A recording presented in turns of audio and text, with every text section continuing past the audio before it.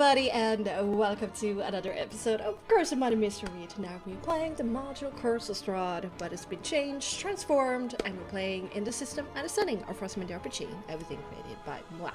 There's a content warning for tonight on bad language, heavy topics, gothic horror, and perhaps some gore, we shall see.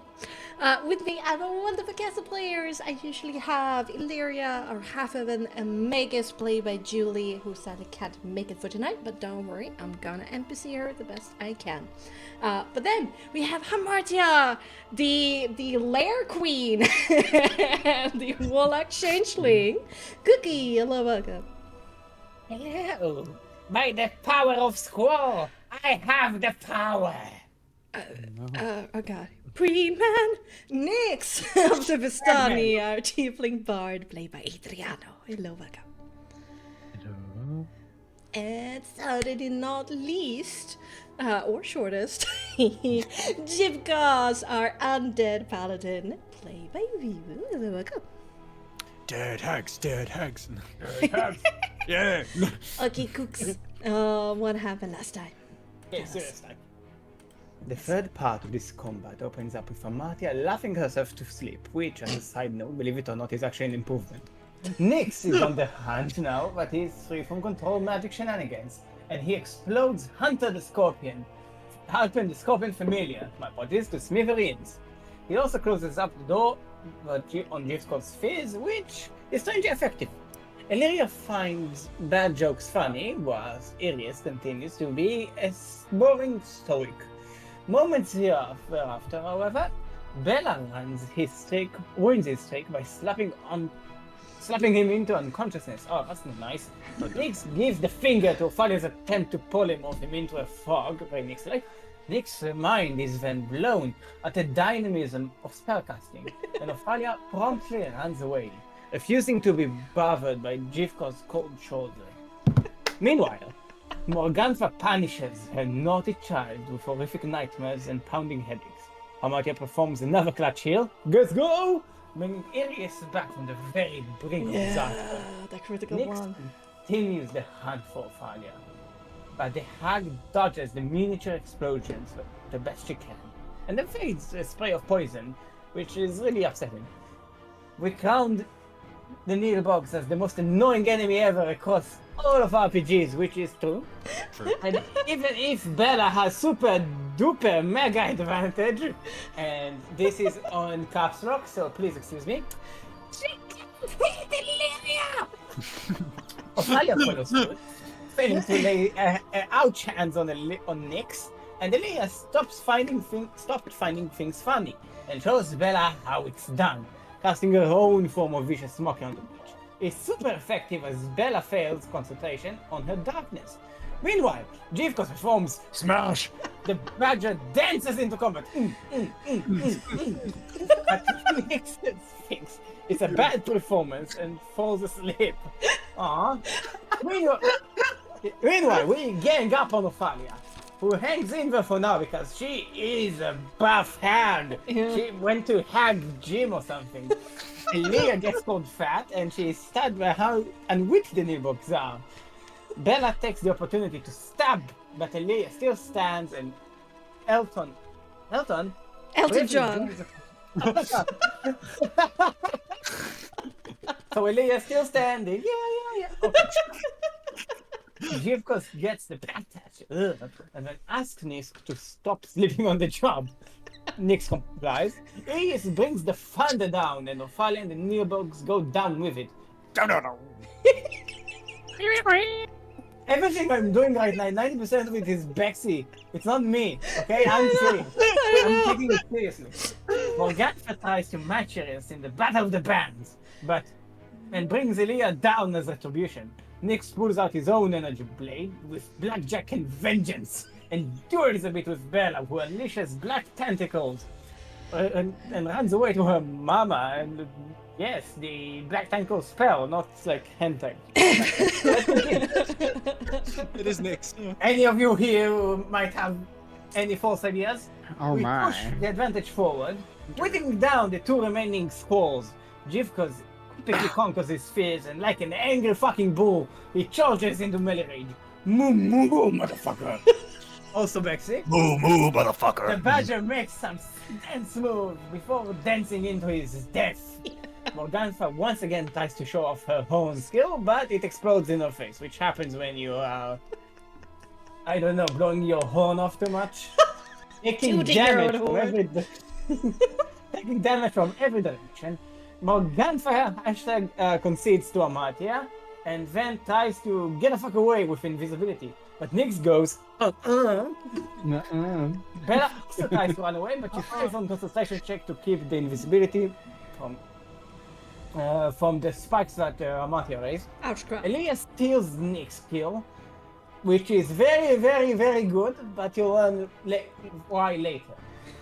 Bella dies whilst calling out for her mom and begging her sister not to hurt her, but Amatia unleashes the hurt of her childhood on Bella, offering her and her other sister no mercy. Ophalia rises as a menial zombie inconvenience, and whilst that is being dealt with, Amatia realizes that she just gained her mother's territory as a lair.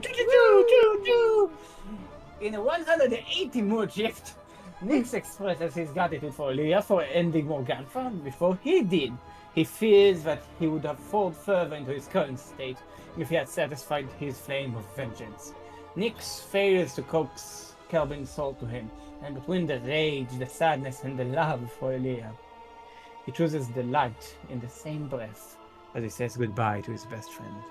Bible thump. F. Amatia comes up and offers her apologies again, and vows to do something good in this place. Nyx agrees, and shares a new stronger desire within him to destroy Strad von Zarlich and his prison with him. Amatia and G, of course, also check on each other and thanking each other for their aid. Amatia ends the spell on the children and welcomes you all to my home. Nice. Can we give the GM inspiration for writing that? Yeah. Yeah, That no. was really good. Let's give Arius That's a really inspiration. good one. Thank Yeah. you. I tried to take the best parts and then spin it in ways that weren't so boring to read. Thank you.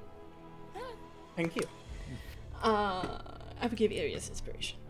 Yeah, Because I'm I am kind like furious. that. Stormlight, I am very Kind, inspired. yeah. I don't do accents well at all. Me neither. Oh god. Sometimes I wanna die. Damn. Let's move back. Let's move back into the moment of things.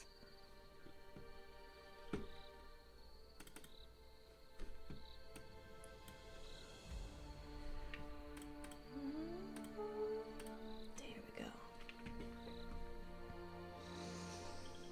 Your breathing slows. Your heartbeat calms. And adrenaline stops pumping through your veins, leaving behind a dull ache of exhaustion in your bones. It's past dinner time, and midnight is now only hours away. After your initial words of gratitude and a heartfelt goodbye to a dear friend, beyond Nick's soft sobs and the natural ambience of the lively pond before you, there's a questioning silence that spreads between you, reminding you that you have only a window of opportunity to grasp their souls. After Morgantha's leather belt around her waist, a glittering red potion gleams. Another can be spotted with Bella, together with a cloth umbrella that has made it unscathed and pristine through the fight. Where Ophalia fell, only shattered glass remains of another potion she carried, blasted to bits by Morgantha's prolific and questioning use of that strange thunderhorn, now destroyed. However, the staff covered in blue beetles that Ophalia carried into combat still lies on the balcony floor above you. The insect swarm around it have some time ago retreated into that staff once again.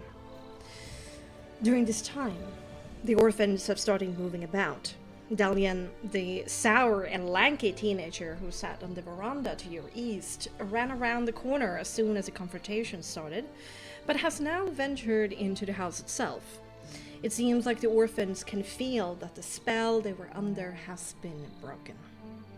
From that half-ajar door to the east, you can hear the other orphans are gathered with Delian in the second floor hallway, the echo of their hasty voices making it to you, but too faint to discern what they're saying. Through the kitchen windows before you, underneath this balcony, you can see Fania rushing in with a score of orphans you've met before. She nods to you through the glass and then immediately starts organizing dinner with Triska and Janina. Also noteworthy, so far, no sounds have come from the little orphan girl hiding underneath the table up on Morgantha's balcony. In the back of Hamartia's mind, you also remember the unexplored study of Morgantha. Years of harsh denial of the premises and what it contains tickles a strong sense of curiosity within you. There's also an actively rotting minotaur corpse of the Order of the Undead Knights that have been hunting and threatening you for a long time here with you, and has proven himself a valuable ally. What? And with all of that and more grabbing for your attention, Team Trauma, what would you like to do? Well, first things first, I think we should grab the souls before we go. I would like to have my sisters, if that's fine. Since I can't have Kelvins, I would appreciate to torment your mother's soul in my soul mark. Be my guest. Nyx, looks down and, he's got a change of heart, but, he still has to, show his strength to Boreas. And, she's a frail old woman. Yeah. And his boot is muddy. Yeah, and made for stomping. They are made for stomping. And he will, where was her soul mark? Where did the... It was across her spine. Oh, right, okay. So yeah, it's fine. Well, then the spine is gonna get shattered. Oh, yeah. As, She's already getting done. yeah, he's just gonna curb stomp the corpse. Yeah, that definitely... Squeeze out the soul like toothpaste. That's enough for Boreas, for sure. You gain yourself a potency 3 soul. A 3. Only a 3. Interesting. Meanwhile, Hamartia will put 2 autumn leaves she conjures on the bodies of her dear sisters, which will then suck the soul and appear nourished and green and healthy, and then she will eat those leaves to gain their soul. Alright, 2, potency 2. Nice! And also take from the body of Morgantha Yes. what she has on her. You find yourself a superior healing potion. Nice. I feel superior. She's inferior. I also loot the bodies. Okay. Bella had a potion of greater healing. Nice. Still with her, and the only thing that has basically survived the onslaught of damage, her clothing that very frilly dress that she has on, Victorian cottagecore, cutesy princessy, is torn in several places. Not many things have survived. I mean, there's some general tools on her, like a scissor and stuff like that. A tinder box, things like that, menial things. But the thing that really catches your attention is, of course, her umbrella. But I take that and the stuff as well. Okay, yeah, for sure. During that, Jivkos wishes to have headed up and check on the child. Oh, yeah. At the top. Easy enough to climb, but because of the loads of climbing plants that infest this building, and with your height, certainly enough to get up there. No check required. There's a little girl of about 2 to 5 years in that span. It can be sometimes a little bit hard to tell.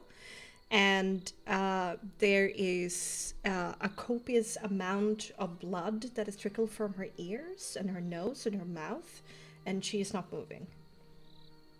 Oh shit.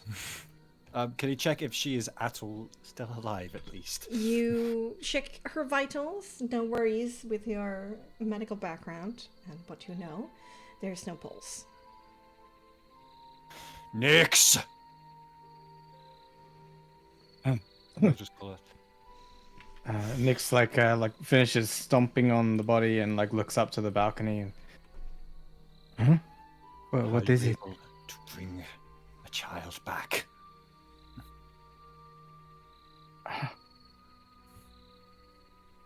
Oh no, that's horrible. She's so young. It must have been those horn blasts or something. Says Arius and kind of like frettles as her like hovers somewhere close. Mm-hmm. He will pick her up in his hands and walk over towards here.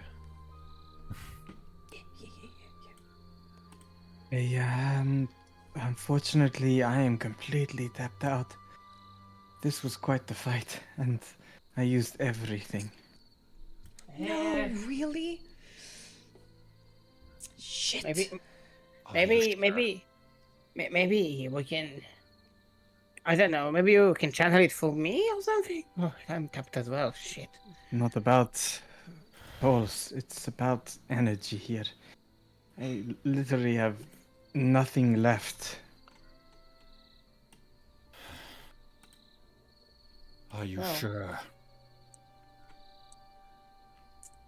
Look, Tell me, are you sure? I need to use souls. This is true, but it also takes a spell. I have reached into the very depths of my muscles, fiber, whatever, and there is nothing left here because I am sorry. I gave everything to remove the stain of these hags from the world. I need a sleep. Unless there's something that we have that I can fall into a sleep in the space of 1 minute. But I don't think there is.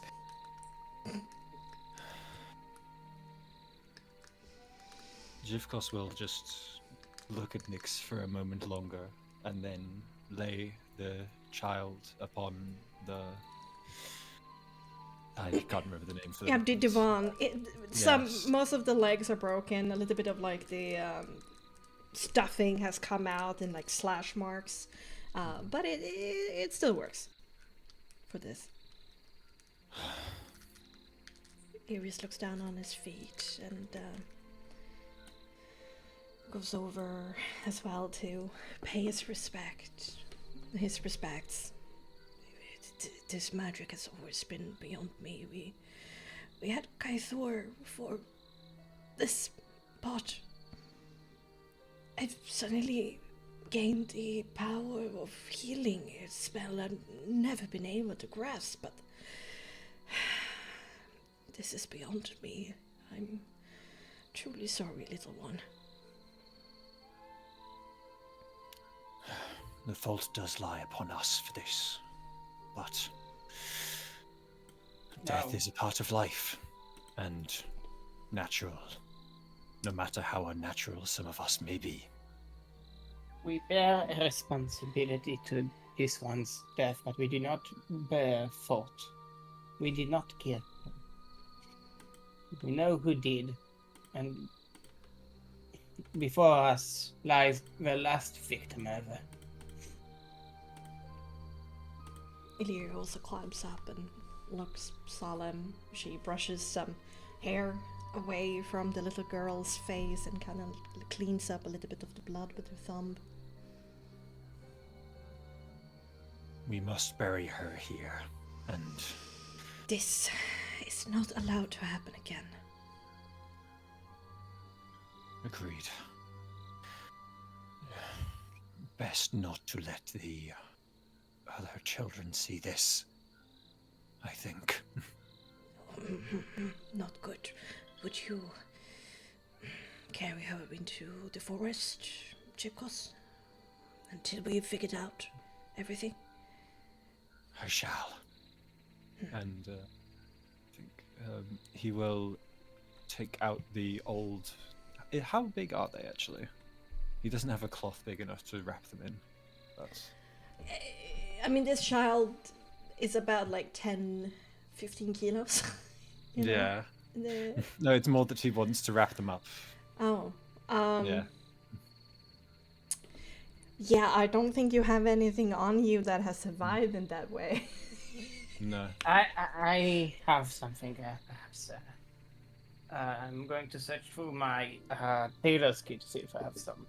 But clothes. Morgantha has a rug inside of her room. He's gonna just go take the rug then and do that. Oh man. It's something. It's best not to lay her or move her to there and let the children see.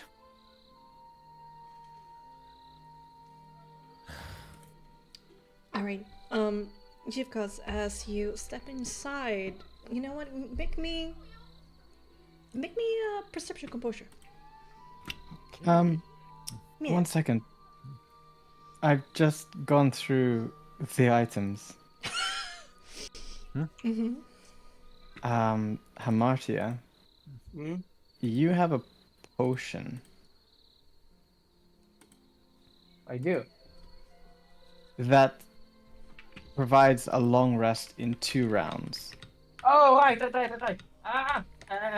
Shit. Give it to next. I mean, if you want to wreck on that, because we're just like needing to get. Yeah. I'm sorry. It was like from. It can be hard to keep track on your fantasy inventory. That is not real. I will give you that. You were at the end of the 6 minutes mark. I think So you have to move really quick here to make this happen. Okay, then if we go all the way back, Jivkos says, "Nix, you got anything?" and Nix says, "Unless we've got something that can make Nix go to sleep." And Hamartia goes, "Wait, I do have something." What? Oh God. Shenanigans. Then Hamartia throws it to Nix, and Nix, with like all the surprise in the world, musters up his experience and training of speed drinking in taverns. And does like a whole sort of like circular motion whilst he throws his head back, and it does a little spiral and just floods down his throat. Oh my god, yeah, shit. And immediately passes out. Yeah, drop down on the ground. Nix, you're carried on the wings of angels in your dreams to a heavenly sky. There is trumpets. There's heavenly beings. There are clouds as soft as the softest of pillows, and you just experience bliss for 12 seconds, and then you wake up. That tracks for Nix. Did he take it down there or up there? Because if he took it down there, Jivkos will have grabbed the child and jumped down. Yeah, I would have taken it down there because like both Hamartia and I were down there, right? So Jump we do then, yeah. So Nix sleeps for 12 seconds and sees a big undead cow over him as he wakes up, and is like, "Oh yes, oh!" And then like immediately recognizes where he is, sees the unconscious body, with the effects of a long rest. He will use Morgantha's own soul to bring this child back. Oh, I love you.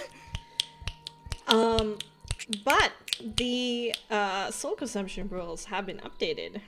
Oh, what's that? Oh, really? You don't Oh. need as much soul power as before. oh Yay, shit. yay, yay. Where's that? Oh, that. I don't have it in my head. Oh my god, fuck. Soul consum. Is this Revivify? Yep. Wait, so did you update all the spells, or you just updated the playing? The wiki is not updated yet. It's in the PDF. Bringing it up in my own personal Google Docs that I have. Yeah. Let's see. It's not on open resources. Did you just update the one at the top or something? Yeah, in the Discord rooms. The PDFs are new. Ah, player's guide. Okay. Yeah, Playing Frostmark, player's guide. Soul consumption. There we are. Third level, total potency required to be sacrificed is 1. Really? Whoa. Oh wow. Okay, Right. this makes Yeah, then he would definitely loop use out no, he won't use Magenta Soul. He doesn't need to do that. But it was thematic. it's Anyway, Cool as fuck. he does it anyway. No, he takes a You first level can spell. use Morganza Soul and rip it asunder, basically extracting 1 potency from it. In this very brief moment, that thought probably doesn't come to his mind, as he just does like as a reaction sort of spell casting. He will expend a 3rd level spell slot, and he doesn't have to even do soul checks because it is consumption. Indeed. And it will immediately go into this child. How does it look like? And How does it look like? As Nix Nix he's lying on the ground. This kid is lying next to him. Nix, his eyes open, briefly takes in Jivkos, and then looks to the side to see where the child is. And as he reaches out his hand and places it on like with 2 fingers, like places it on the arteries, like on the neck, like where the pulse is, where the kid is. He will close his eyes, and his soul mark will flare brilliant golden, and a golden light travels down the veins of his hands, down his arm and into his hand, and into the pulse of the child, and you hear. For a brief moment, her skin and her little dress that she's wearing becomes see-through, and you can see her heart shine like a brilliant jewel in her chest. And it goes from this dull, kind of black color to this vitalized red, and you see the movement of the heart, and it echoes a little bit in your ears for a second. The color returns to her cheeks, warmth returns to her body, and there is a big breath that is exhaled. She doesn't wake up though. But she is breathing, and her heart is beating. Jivkos immediately hugs Nix. You keep... Thank you. And he'll then... You hold your breath in. You don't want to smell. As this happens next. And he's very heavy. And also strength 9. Yeah. But he will let go after a moment and just help Nix to his feet and pick up the child in his arms. A brilliant display, Nix. Not enough yet. No? And he will cast a healing word on the kid. Oh, Okay. She stirs a little bit. A little chubby hands kind of comes up to the eye, and she rubs her eye, and her eyelids kind of flutter open very, very slowly, and she looks up into your face. What happened? Was I asleep? Merely asleep. What are monster? And she starts like crying and trying to get out of your hands, Jibkos. You'll just She's sigh freaking out. She's so You'll scared. just sigh and attempt to pass her over to Nyx. Oh God. Wait, isn't she like a child? Isn't she like a 5-year-old or something like this? Or a Less 10-year-old? than 5. Okay, like Yeah, she's like a toddler, I Nyx. think. Nyx is not a child person and holds the kid so awkwardly, like a puppy that is squirming in his hands. Of course, just gestures to the child. What do I do with it? Give her here. Give her here. Yes. Give me sign here. Thanks. I mean, I'm not going to toss her up. Oh, okay. There you go. And Hamatia will slowly rock the child. Go, shh, it's okay. It's okay. You're in safe place now. You're fine. I don't know what's going on. I'm scared. Hey, we fought some evil people and we beat them. You beat them. You punched my mother so hard she flew off to a different dimension. Big monster still here. No, he's not a monster. He's fun. He's a fun person. He's just been cursed by an evil witch, and he's actually a handsome prince. Make me an empathy manipulation as you're trying to calm this kid down with these Okay. He just looks stories. slightly confused, but he is Empathy manipulation. Mm-hmm. Okay, give me a moment. I need to check my empathy. My empathy is +1, so that's be. Okay, this is +6. That doesn't make sense. Wait, 5 plus. See, it's supposed to be +7. So there we go. Okay. I think. I'll do. Rank doesn't 1 is your proficiency bonus, rounded up. Can check. I have a mark. Why am I thinking? Okay. Did you have a rank in empathy or not? I have 1 rank. 19. Alright. Then it's 5 plus... Oh. No, it's supposed to be... Okay, so I have 5 manipulation, so that's +5 plus 2. Yes. Yes. So that's actually +7, so it's actually... 21. It's 21. Yes, it's 21. She calms it down a little bit. Really? Yes.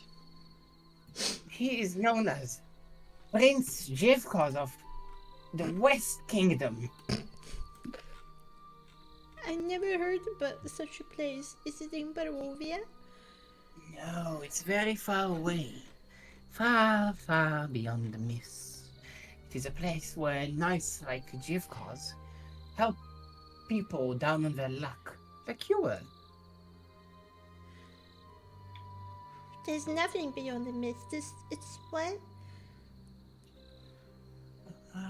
But there are, and sometimes good people from beyond the mist come to help us. Oh, like from another world. Yes, exactly. I'm hungry. Yes, please go talk with the response. I want food. Give me food now. Okay. I'm gonna take him to food. I'm gonna gather the children for food. I'm oddly cold too. Why am I cold? No particular reason. And she's going to flip. My body hurts. It hurts. Ow! Stop hurt now! And she starts slapping you. Ow. It's okay. And she's going to flip her cape, the gangbang, over. We'll give her like a blanket and just go and gather the children for dinner. Alright, you head into the kitchen. Okay. Alright. You head into the kitchen. We will deal with that later. Is there anybody else who wants to do something immediately out here in the wild? Nix will look at Jivkos. He seems a bit hurt at the sudden reaction, but has a smile on his face now from the twist Hamatia has put onto it.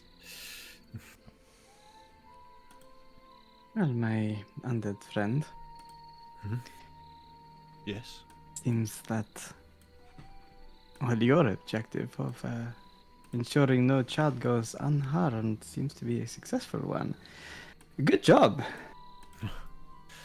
Unharmed did not succeed, but alive, I will have to settle for. Which I begs have you me. to thank for that.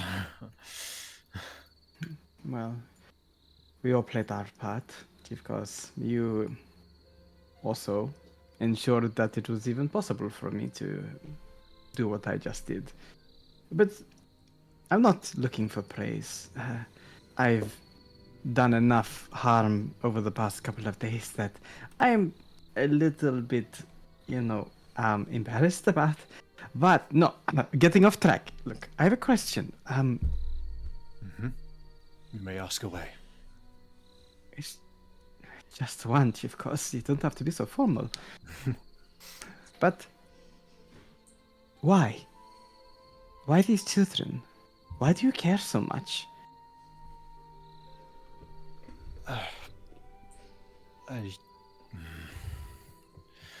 Sorry, Death is not an easy thing. I've witnessed it too many times, and felt it too many as well. And I like to be empathetic, caring. I have lost a lot of that in my unlife and my clouded mind, but I finally have the opportunity not to. And I think there is nothing wrong with attempting to pursue that. True. I mean, that is very true. To be noble and turn away from the path of murder. But you seem awfully connected with these specific children whom you don't know? That is true. Only one I had ever spoken to, and that was Dava, the child with the bugs, and I am partially the reason she was in such a predicament, but I had seen them with the hags in my imprisoned state, and, well, that is all the connection I have.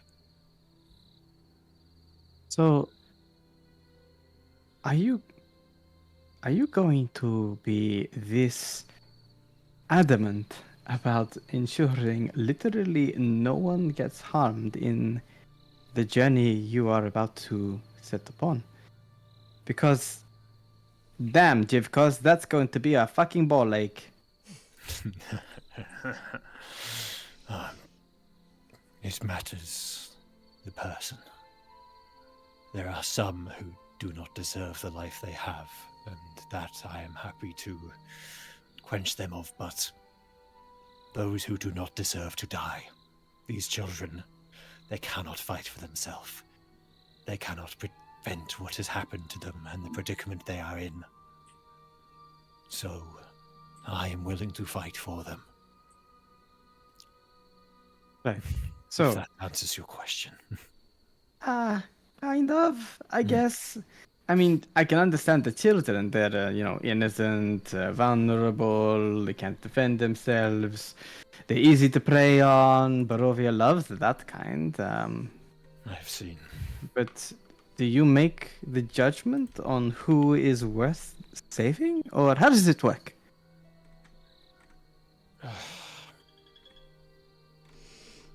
Worth saving is questionable. Everyone deserves a chance until they don't, and some people have committed atrocities so far that they do not deserve a chance. And I'm sure you know who those people are. No, one of two, but it's a very fine line to walk where you enact your own judgment based off of the knowledge that you know. Children, it's easy, but people make decisions. People make mistakes. Sometimes a person tries to atone for their mistakes. Does everything they can to put right what they made wrong. So, how would you go about dealing with someone who made mistakes in their past but is trying to do good now? I would forgive them immediately. They realize the wrongs of their ways and are attempting to better that. There is a difference between attempting to better oneself and, well, continuing down the path that many have in this valley. Oh, a change of heart is all it takes. Not that I'm trying to poke holes in your judgment. I mean, you sure probably have your own ways. You've been alive far longer than I have, of course. And you've had a long time to think of it. But, you know, it's...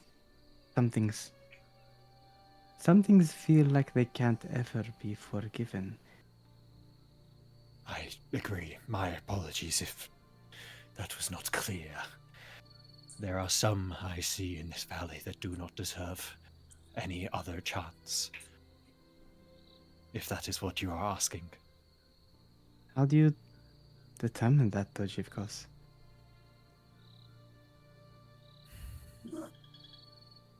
There are people here who I am thinking of, who have done things over hundreds of years, and continue to do so at the worst of the inhabitants of this valley.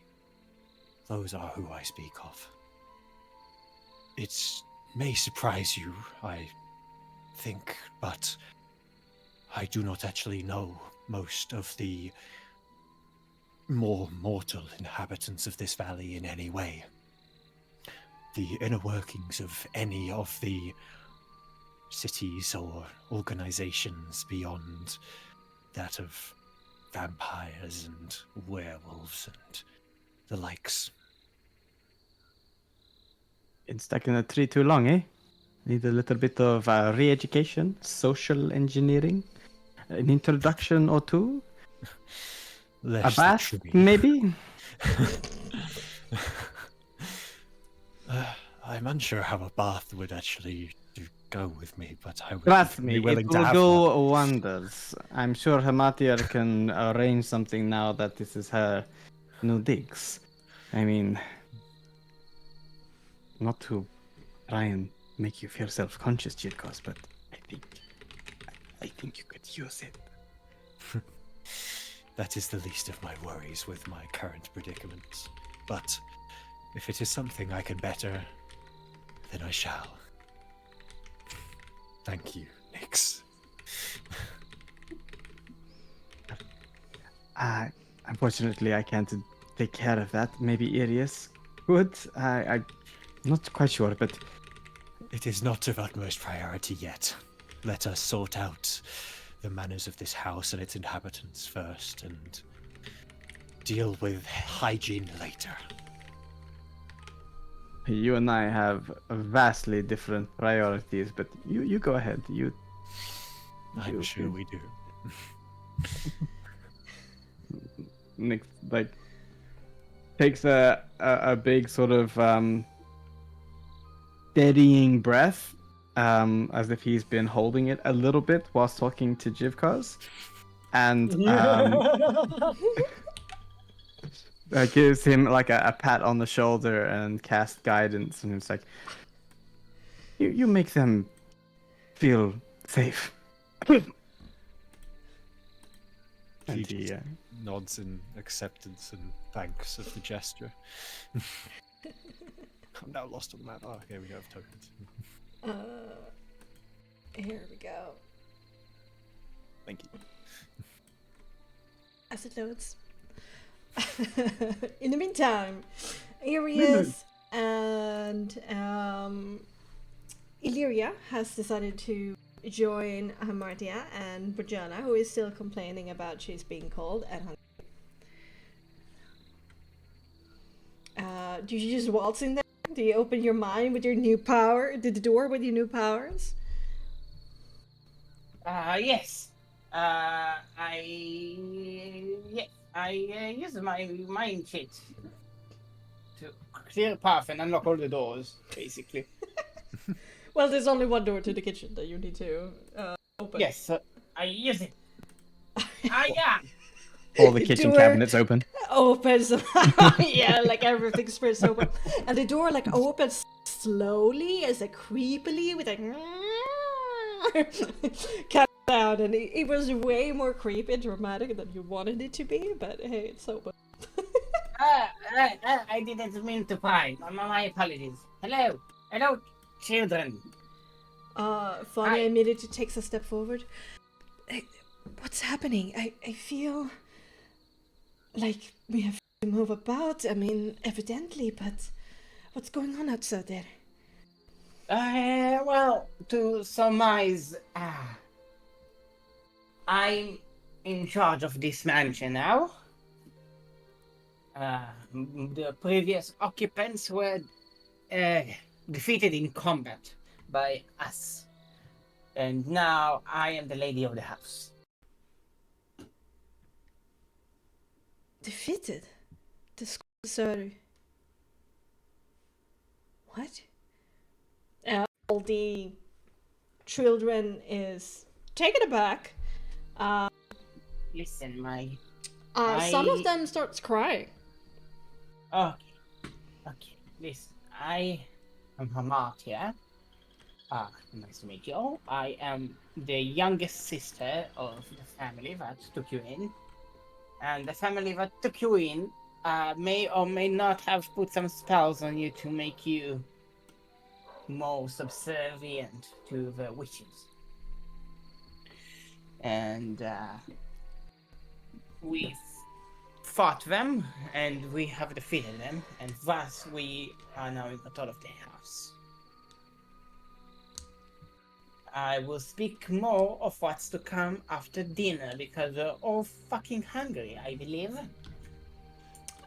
Irina immediately takes a step forward, going, Fania, what about what they said? Ogniana immediately grabs Fania's arm. What about my sewing? Weren't I? Triska takes a step forward, is about to voice her discontent, but then takes a step back. She has been very much mentally beaten down. Listen, I know this may come as frightening news even, but I promise you we are going to make a safe haven out of this place where you can live safely and happily, maybe even. But we will need your help. Are we supposed to live with you guys? You are murderers, says Sponivira there.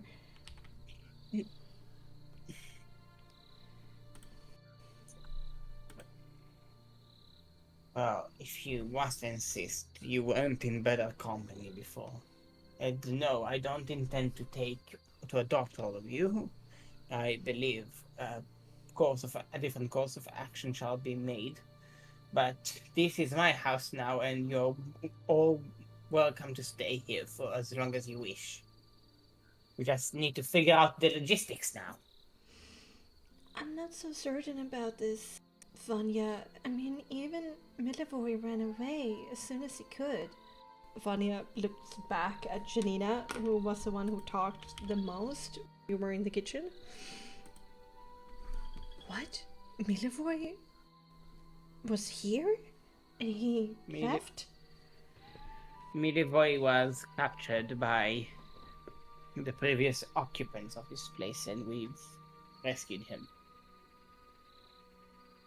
They start, murmuring amongst each other. We shall talk about that later. We don't know where he is. We're not in a state. There's a fever going through the toddlers and the babies, and we need to take care of that before we as well get sick. They need food. We all need food. We just need to know: are we safe right now? Are we allowed to stay? You are safe. You're allowed to stay for as long as you wish. None of us will prevent you from getting away, but you are allowed to stay. And should you want to leave, I assure you that the area surrounding the house is safe, and there are currently no one wishing to harm you in this territory. There's You more are protected. murmurs going between them, and then Fania ends it all by saying, "Okay, that's acceptable. Do you have any rules, Mistress Amartia?" I mean, don't kill each other, I guess? No, I'm not doing this the way my sisters did it. You are free to do whatever you wish, but we need to work together in order to make this place a fun place, where we can live happily. So, first order of business, it's this meal. Fania, please let me know how's the meal going on. I shall help you cook. I am very much experienced with this table. With this kitchen. You will help us cook? Of course I will. But I think I'm gonna just leave you to it. She looked, like, suspicious at you and like a little bit disappointed when your only rule was not kill each other. Of like, have you done this before? Like, who are you? Listen, this is new to me. If there are rules that need to be mentioned, I will mention them. But right now, my only wish is to help you. But she didn't say this out loud. This was just a look she gave you was your word. I thought I already I thought I deduced it. Well, you continue on talking, so don't make time wishy-washy. It was the look she gave you whilst you said those things, and then when you mentioned you were going to help them with cooking, she's just baffled and like taken a little bit aback. Oh, I see. Thank you. Yes, but don't ask me. I mean, Tristan has always been the one organizing these things. With Janina, actually, Triska, Janina, put us into work. What do you need? And Triska again takes a step back, like looks to the side. Fania furrows her brow. Triska, and Janina clears her throat and takes a step forward. Okay, all right. This is what we need to do. We need to do this. Blah, blah, blah, blah, blah, blah, blah. Yes. So I help with the thing. Yes. I do the thing. You do the thing. In the meantime, coming down the stairs, are more characters who kind of shuffle into the kitchen. They also learn what is happening. There's different reactions. Lubina, who were in Bella's room, reacts pretty poorly and starts crying. Sonia comes in and like tries to like shut her up and like convince her that Bella wasn't good and she shouldn't react this way. Vanya asks about the other whereabouts of Vida and Drago, and Dan says that he dropped them off with the toddlers. And Bojana gets there as well.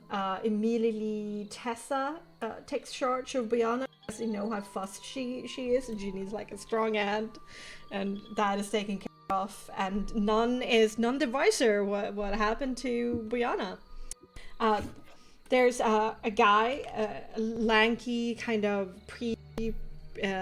pubescent or just turned 13 boy, who is in a mock like servant uniform, like the penguin, like a vest basically, and white shirt underneath, and like the towel over his hand, and he looks very confused as to what is going on. But when he is put to work, he doesn't say no.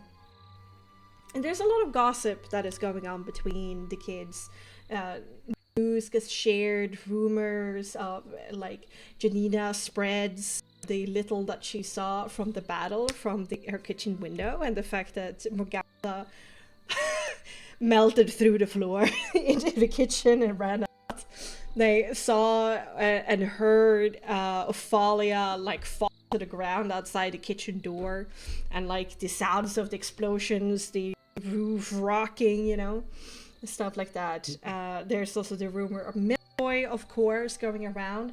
Sonia gets really frustrated because she's going around trying to convince everybody that they're charmed, that the reactions aren't real, and they're like, what the fuck are you talking about, Sonia? Stop, like, wake up from your fairy tales. That doesn't exist, right? And there's like a lot of titter tatter, a lot of like confusion, and a lot of like doubt for the future, and disapproval of what just happened to the squalls, of like, what the fuck happens now? One orphanage was lost, then basically another, and now their future is again very much jeopardized, they feel. Some of these kids also, you hear whilst you're helping them prepare dinner, is there are not orphans who have stayed at the orphanage for a long time. Like 30% of them, 30-40% of them are direct victims of the rebellion in Vallaki. And that was weeks ago. And ended up in the orphanage. And so they have experienced their family, their primary caretakers dying, being handed off to the orphanage burning down, heading to the squalls, and now the squalls are dead. So drama, trauma, and questions are thick in the air, but they're also hungry, so they focus on the food.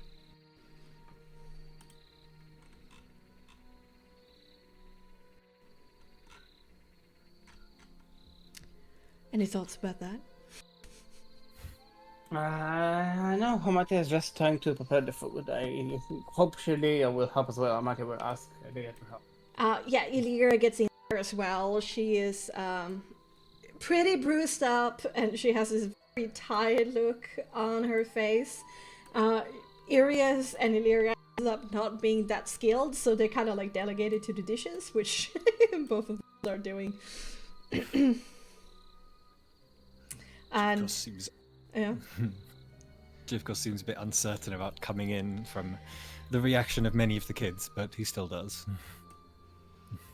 Yeah, in like a couple of minutes when your conversation finish, the room kind of quiets down as Jivkos steps in, and there's this like everybody stops and is staring, and a few kids. Actually, there's no really young kid in here. Okay, nobody's crying at least. I am not what you have been told I am. I am no monster. I am but cursed. Please.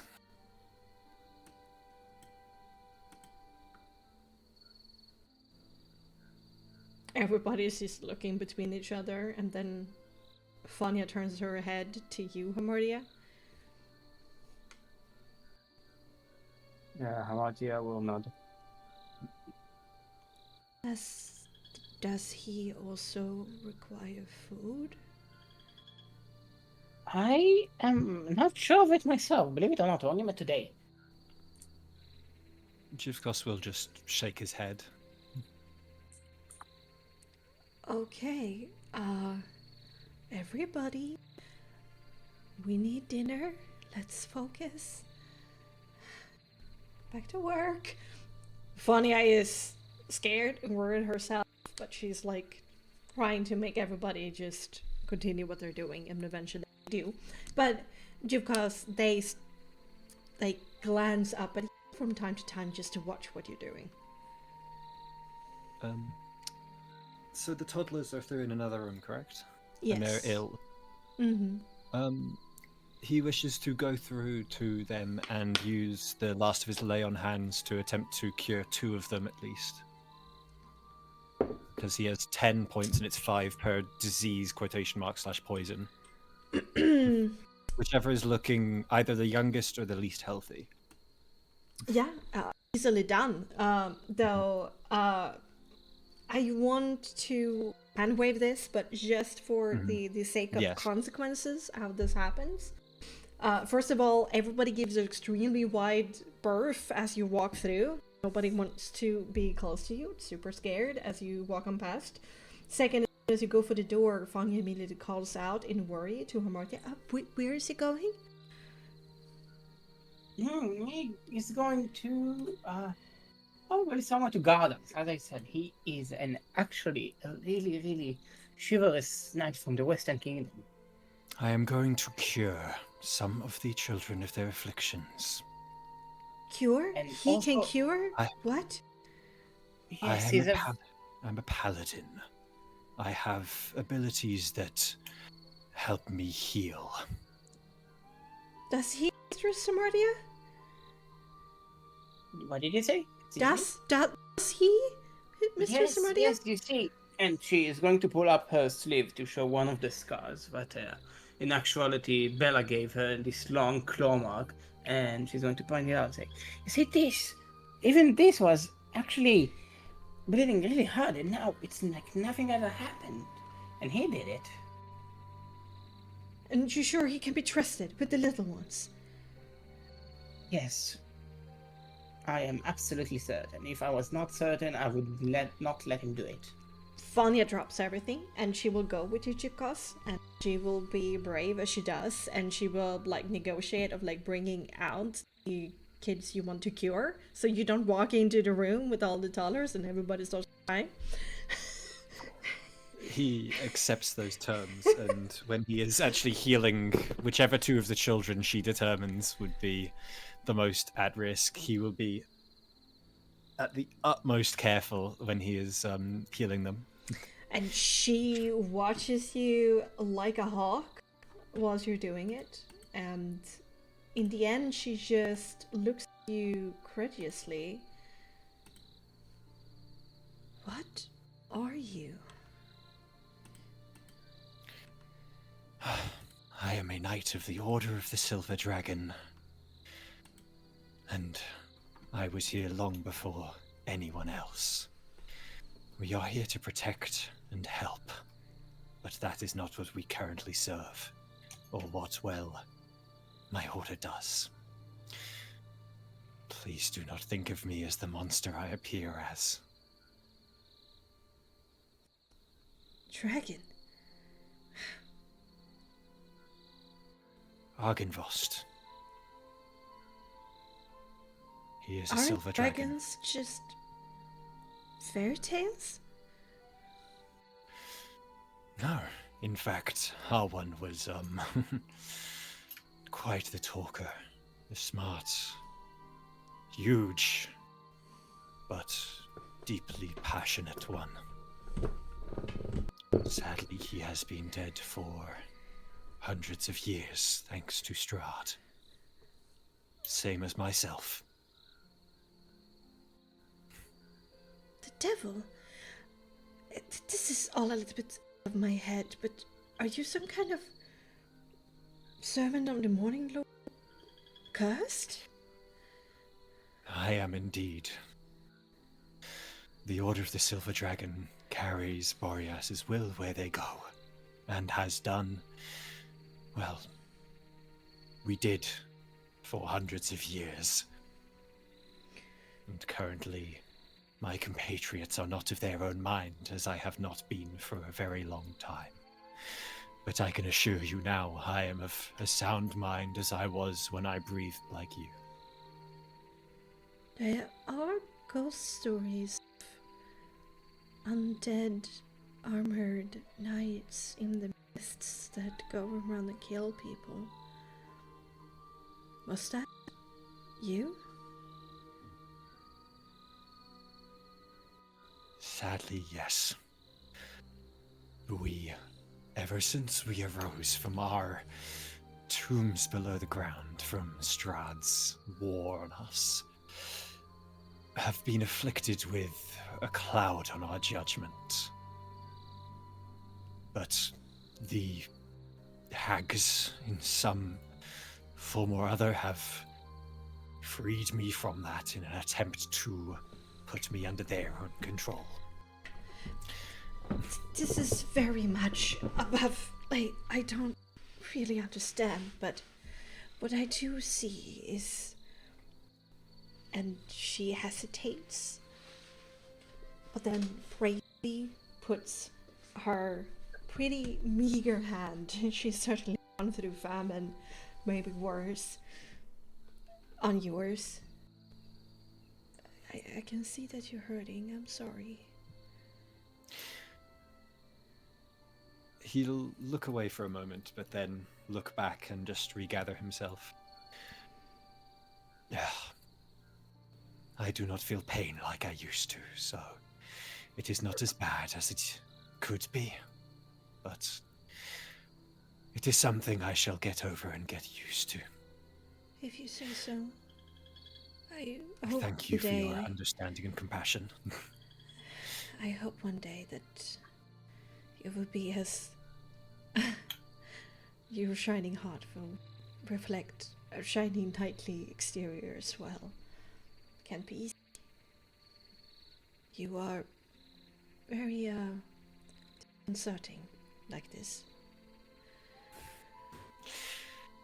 The day I no longer appear as such is the day I shall finally shed a tear again. I hope you do get to that day. I'm sorry. Thank you. Thank you for healing them. This certainly helps. I need to go and make sure that nobody's burning the house down. Good idea. I shall return as well. And he'll follow after her. she gathers herself, and as you follow her, you are a little bit impressed by the amount of responsibility her very fragile shoulders are able to carry. Very. Nix, are you just watching everybody work like usually? No, I'm waiting my turn. Okay. What does Nix do? I see like I come in and like Hamachi is like, okay, let's get back to work. He's gonna go to Hamachi and say, Yes, Nix. How may I help you? it is kind of cute that you're getting all the kids to work to get the lunch, but I can't help but bring the whole purpose to the front of our memories right now. I was just looking through our stuff and, well, you remember when we went underground after we, killed that big old tree? And Yeah. you spoke to those entities under the mountain, right? Yes. And there was this concept that there are stones, right? Yes. And didn't one of your family own one? Yes. The stones I got my powers from. No, as in, he like quickly opens up the bag of holding and brings out the heart of the weaver. Like this. That's the whole room. Yes. Rain had a black opal, but I haven't seen anything that my mother has. Perhaps I should speak with the stones like I did with Rain's one and see what sort of parts are required from Mother Dearest in order to break the spirit free. I thought about it. It was on my mind, but I think we should probably discuss our next step very soon after we're done here. Right, right. You can take your time. I guess it's just, you know, every minute it feels we're under always pressure. But I saw that you also opened the door, just like the door opened for you. Didn't know that you Yes. could do that. No, it's a thing with hags. I'm a hag now, I think. Like, I own this place. I can control it, basically. Yeah, Uh-huh. aware of everyone that's here. And I know where Jeffcos is. It's right in that hallway over there. I, I am pretty much, I can do whatever Morgantha did. Mother dearest. No, doesn't matter. So yes, it's my house, and you're all safe here. Because I may be a hag, but I'm not a bitch, I guess. What, you can just feel things in the house? Is there Yes. anything that you can feel that we have yet to discover? Let me check. Do I feel the presence of anyone else which we have not seen? Numerous animals. The pond is like a Christmas tree. Las Vegas strip walk, full of lights and life.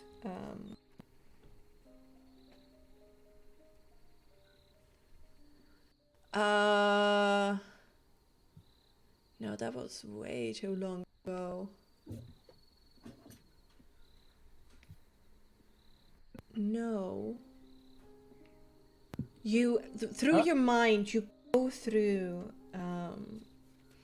the humanoid beings that are here, and you learn if they're like animals and or if they're like walking, talking beings. And you go through like the list of them, and there's not. You're surprised because it's not like there's one person extra. There's one person missing. Okay, who's missing? One orphan that you haven't seen since she was since you put a knife pommel to her temple. You put a water at temple? A knife pommel to her temple. Oh, the one we knocked unconscious. Mm-hmm. In Morgantha's room. Jerk. Clouds kill a lot. Well, the ticking bomb is gone, but I do sense another one. Who's the other one? Her Another child I've not encountered. Perhaps I should go and fetch. Perhaps we actually doubly make sure that this house is, as you say, safe and secure. The children can deal with cooking for now. That Fania comes back with Jibcos at this point, and she looks at all present here. She had just gone over to where the little ones are, and looking out at all the sea of people, she turns to Lubina and Swanimira. Lubina, Swanimira, where is Vanya? Has she come down from where she was trapped? Lubina, Swanimira look at each other, like they have just been naughty or they've just forgotten something very important, and the both of them nod as they, like, shake their head as they look back at Fania. No, I don't know. Did the squalls take her somewhere else? Do you know, Lubina? Lubina, Didn't tell me anything. Didn't tell you. So where's Savonia? All the orphans don't have an answer. It seems that she has escaped. Escaped? Has she left? Like Milivu? Did they go together? So I Swanimir. don't know that. They have gone beyond my sight.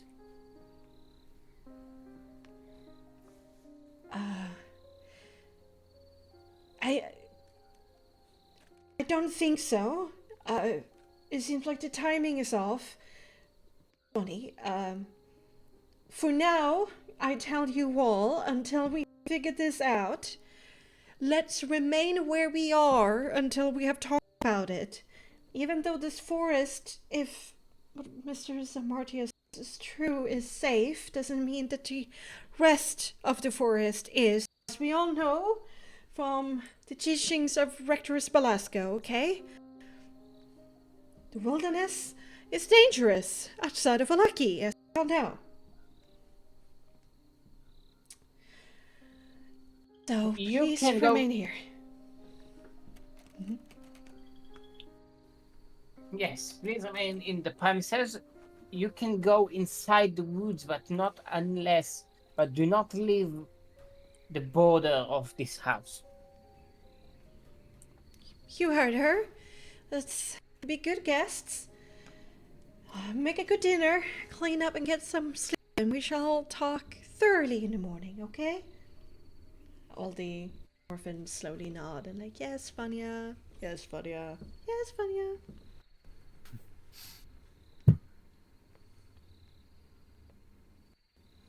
Alright.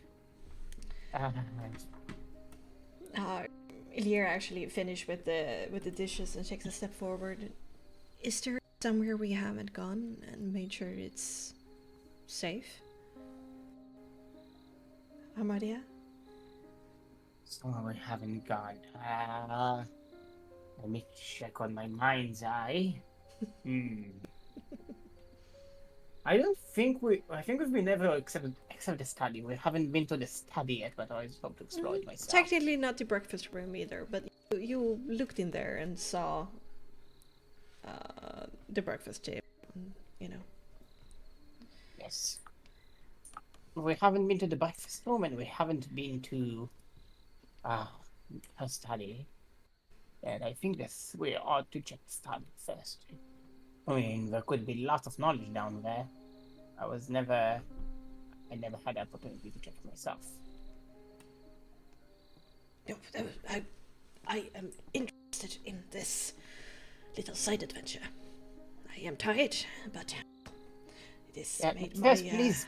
blood pumping again. We need to eat and rest. I mean, we've done a lot today, and I don't know about you guys. I'm exhausted a little bit. Long day. Yes, I can't bring myself to do anything more than cast a wind blast. I'm out. But And you if- have control over this house, it sounds like. You can do things even without thinking anymore. I mean, you don't have to cast a wind blast, you just lock the door. Yeah, I'm not talking about that. I'm talking about the libraries where the most precious magic that my, dead mother had is probably stored there. So I will believe, as I knew my mother, that she would install some sort of security measure. Aren't you You in know, control of that too? Not that I'm aware of. Have you tried? Let me check. Hamati is going to try and see if she can feel anything in the library that might prevent people from. There is a glyph of the handle of her study that you sense through your magical sight, and it's as easy as blinking for you to deactivate it. Oh, no. Yeah, no protection. We're fine. I disabled it. Oh, I can put glyphs here? Oh, that's nice. Oh, I can do so much stuff now. I think you're stronger than you think you are, Hamatia. Agreed. I have to explore this. I mean, this is my house now. That's so weird. If you would be so kind to escort us there, just to double check. I mean, you have full control over things, but Of course.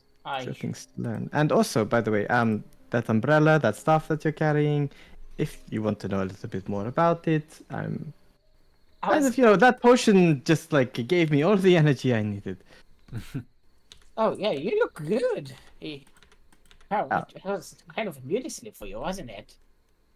I think, well, it was a noble gesture for using it, but Yes, I would like if you could check these things out. I'm pretty sure the umbrella has some sort of enchantment, but I would like some confirmation on it. well, hand it over. I give you the umbrella. Okay. I think you head out of the kitchen. Yes. Once you do this, yeah, like Ilir is like, let's go outside to the veranda, anywhere but here. And the veranda is actually pretty beat up. Like there's scorch marks everywhere. Like the furniture is blasted. Everything is topsy-turvy. The wooden bench almost completely destroyed. The divan almost completely destroyed. The iron table and stool still survives, though with some bruises here and there. But they've certainly been displaced, and the chair toppled over. So Illyria kind of turns away from that and opts for veranda instead. Man, it loaded today. The graphics. You're a little laggy anyway. Yeah. Oh, Mm-hmm. Oh, Yui just stopped downloading things. he's sleeping. Oh, really? He's been on a nightly schedule right now, picking up sand and gravel from all the sanding during the winter. What? Oh, I see. It's like a Swedish northern thing. Yes. Right. Okay, well, if it gets worse, tell me. If it's like impossible to listen to me. No, it's not impossible. You just you jumped a little bit as well, but Okay. it's fine. Okay. Yeah. Good. Okay. So, you all take a moment to relax. Illyria is really beat. She immediately like slumps down somewhere. Gonna cast it as a ritual.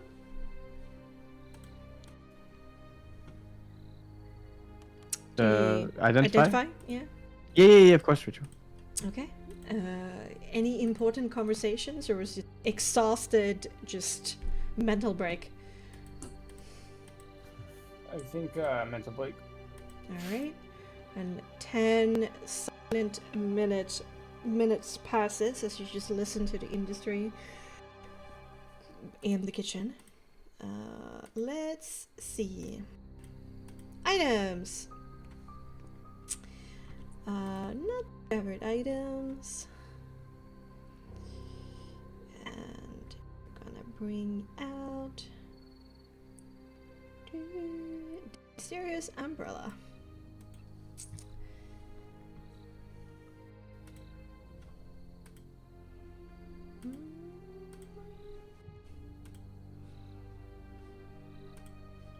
So that is how it looks. And this is what it does. Oh, I didn't see the umbrella. Can you post it again? Oh, it's in the items. It's in the Yeah, to items the bottom of list. the items. Oh.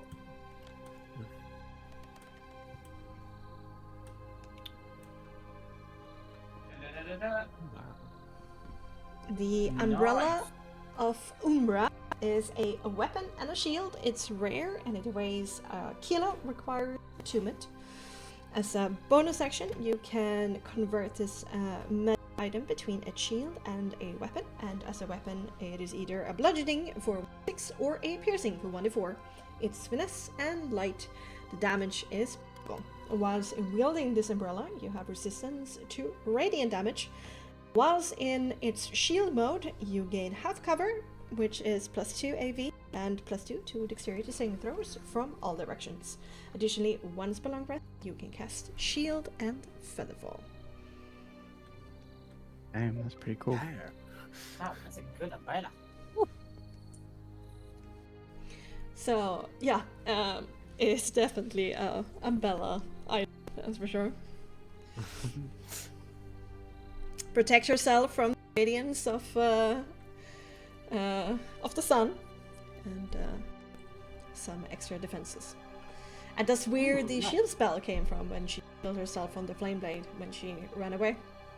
Nice. Indeed. Okay. Maybe Lair can use it as a shield, or maybe.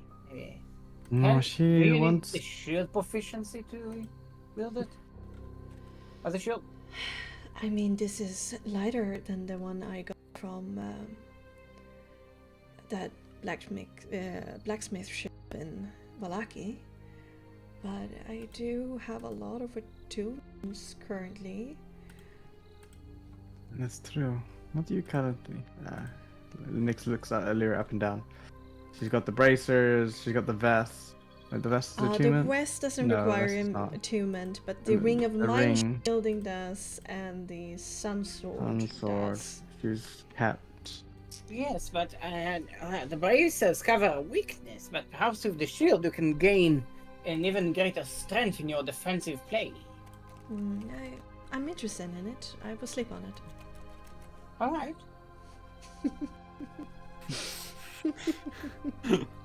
Love that. It's true. The braces don't really help. And I would like to Huh? see them on you next. the braces. Yes. Really? Mm. You think I need a hand? Sometimes. I thought I was skilled enough with just the hands that I have. You do not look the strongest, that's for sure. Sometimes you don't need brute force to achieve your goals, of course. Yeah, you look like you need it. Well, I mean, my capacity to.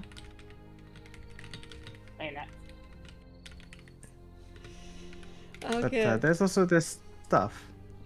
The stuff. Another 10 minutes of silence passes. You can hear like food is starting to be like handed out downstairs. Fania is directing to give the babies and toddlers food. You know, the youngest eats first, kind of deal. Let's move it out. So it's by the umbrella. Oh, so mysterious. So mysterious. I think I've seen this before. Yeah, I mean, I think it's pretty obvious, but This is part of the DMG, I think. yes, indeed. The umbrella is my creation. Yes. Oh, nice. Here you go. Stuff. Staff of Swarming Insects. Rare. Requires attunement by either Wolf Student, Pact, Unique Ancestry, or Roll Magic. The staff has 10 charges. Gain is 1d6 plus 4. Daily at dawn. If you expend the last charge, roll a d20 on a 1. The swarm of insects consumes and destroys the staff, then disperses. While holding the staff, you can use an action to expend some of its charges to cast one of the following spells using your save DV, not DC. Giant Insect and Insect Plague. And Oh, also... I want it! I want it! Give me the staff! Give me! The Insect Cloud action, whilst holding it and using an action and 1 charge, you can cause a swarm of harmless insects to spread out in a 6-meter radius from you. The insects remain for 10 minutes, making the area heavily obscured for creatures other than you. The swarm moves with you, but can be dispersed by a wind. Listen, Nix, we are on the precipice of a magnificent creation. I need this stuff. It's yours. You can have the creepy bug stuff. Yes! And I'm unsure if any of the rest of us may use it in the first Oh, place. Sol is going to be so happy about this. Yeah, I don't like it. It's not really my style, so yeah, me go. It's mine. I much rather prefer a weapon than a staff. Okay, you keep your stupid weapons. I'll keep my giant mouth of death. That sounds odd. Oh, Sol is gonna laugh. Oh, I need to summon Sol. Holy. Oh no, he's not going to be happy. Oh no. Oh, what have I done? Oh no! You killed your family without Saul. He would never forgive you. Oh, Scheiße. Can That's you not resurrect good. him during the short rest that we had as well? You haven't had a short rest. Oh well, before facing, yeah. I mean, yes, but Would have. we were distracted by ghost toads. If you were so okay with this stuff, I mean, I wouldn't mind having that one that we found. Yes, that is a fair exchange. I give you the stuff of friend of the things. Alright. The Wand of Wonders. Yes.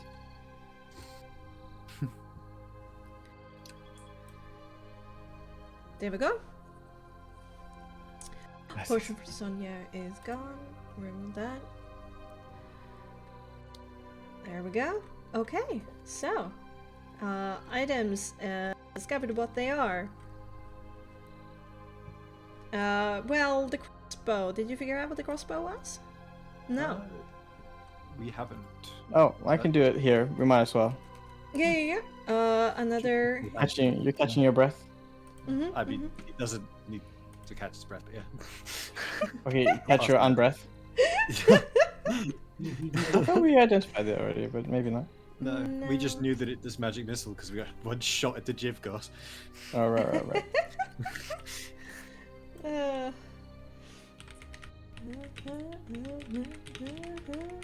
we go. Yeah, crossbow magic missile. Indeed, it's a light crossbow, +1, and one spell long rest. You can cast magic missile as a level 1 spell. It is way too small for my hands. Yeah, it's like a little toy, basically. I shall hold on to it if no one has an interest, though. I mean, I don't know if Irius would like it. I feel like my force blasts do more for me anyway. You know, they're Fair kind of enough. like 2 shots, sense. Yeah, Bam, maybe bam. we can use it somewhere else. But we can stuff it in the satchel if you like, but you hang on to it. Of course. Yes. Okay, so the items discovered. Where do you want to go next? The library. Library. To library. You're a library, I don't know. Yay, books. You step down on the lawn. You see that most children are now enjoying food. Only the oldest are kept from it. But they seem to be joining soon. And as you head into Morgantha's room once again, the door is still being ajar. You can see Ivonia there. I'm not going to have you roll for it because all of you are here. Ivonia sprawled in the corner as you left her, and the only difference is that she has bled profusely from her mouth, her ears, and her eyes, and she's looking very pale. No. And you know what? With that, we're gonna take a short break in real life. Oh my god. Yay, dead kid. Woo! Alright. Refill your drinks, get some snacks, pet your pets, go to the toilet, and come back and ready for another hour or so more of roleplay. I'm gonna go and refill my drink. Oh, Hema says, my first reaction to Umbrella was, Ariel would have called dibs what? on that one. Oh, yeah, maybe. Yeah, for sure. It might have beans. Beans? Bees? Bees. I'll be right back.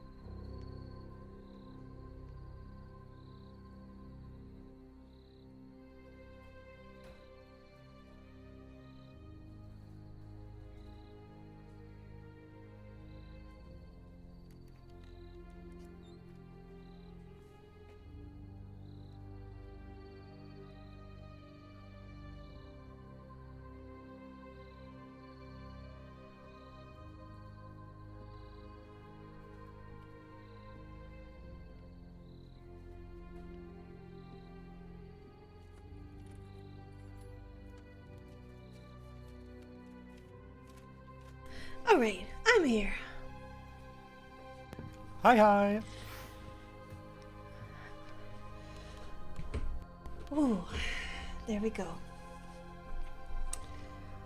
Yeah, consequences are a bitch.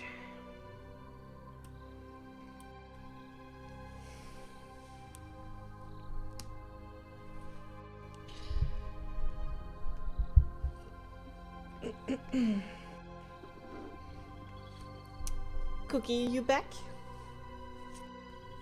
Oh, it's just you and me. Oh shit! I'm stuck with you now. Roll for initiative. Oh shit!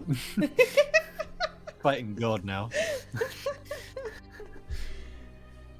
It's fine. You can't die. It's fine. Let's say I use one of my 5 actions to cast die. Oh, no. And No! automatically, it's a magic missile effect, dealing. What? That's not No, enough. we're just joking. No. Yeah, That's no, right. it's Shit, one of it my is 5 actually. attacks. Yeah. Well, good thing you made it so he can't die. Yeah, For long. well, I will just teleport to lava, and then, I mean... Oh fuck! Good luck resurrecting from that. Doesn't need to anything. Well, the thing is, you resurrect, you get back 1 HP, and then you die, and then you resurrect, and then you die. Well, and then it you matters if resurrect, there's and you anything to die. resurrect. Read the ability again. Oh shit, let me read it again.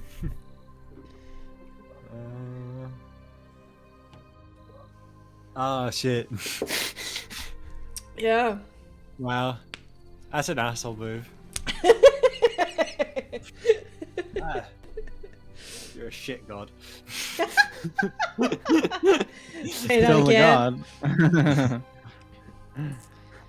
Playing with fire. You strike me down.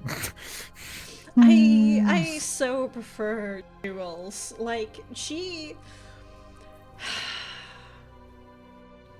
bribes me instead, you know? I like that. Who bribes you? You know? Who bribes you? Jules. Oh yeah.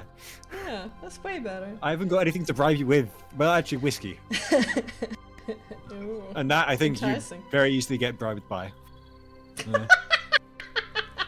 Am I wrong? That's simple God, simple needs.